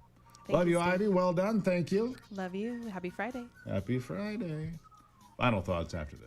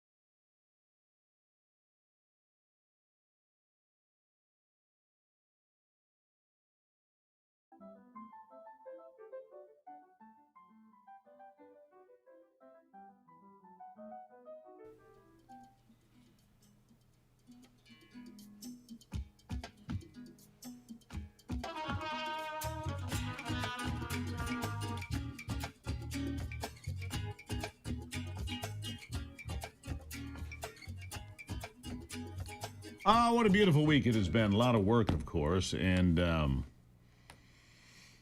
feel great, though. It's been a really productive week. We've got some good things going on, and we're making progress. When I see subpoenas sent to Bill and Hillary Clinton, I say it's about time.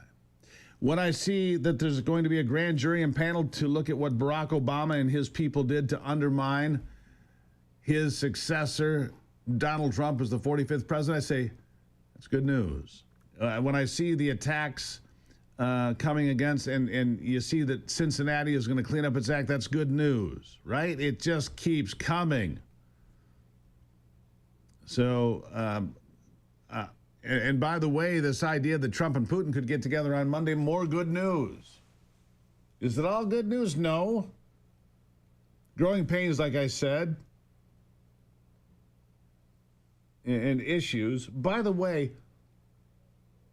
something I'll talk about next week. Vegas is hurting. Las Vegas is getting. They're going to be soon offering cheap trips, dirt cheap trips to Vegas, because tourism to Vegas has plummeted, probably for a variety of reasons. What do you think it might be? Why is nobody going to Vegas, Anthony? Are you a big fan? You've been there once. Yeah. See, there it is. Yeah. I gamble online. Yeah. You gamble behind the wheel of the car. Yeah. You know. I can gamble while I'm driving, while I'm sleeping. I don't have to. Yeah. And you know, and Vegas used to be the place people would go for cheap trips, you know, buffets and cheap stuff and this and that.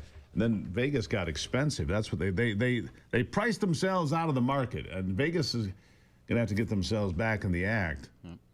I can smoke cigarettes and play the slot machines right at my desk here. That's right. Exactly. Fight the good fight. Keep the faith. God bless America. I'm Steve Gruber. This is the Steve Gruber Show. Find us at stevegruber.com. Follow us on all the social media platforms. Remember, YouTube, the best place to see it live these days. And remember this. Only you can save America.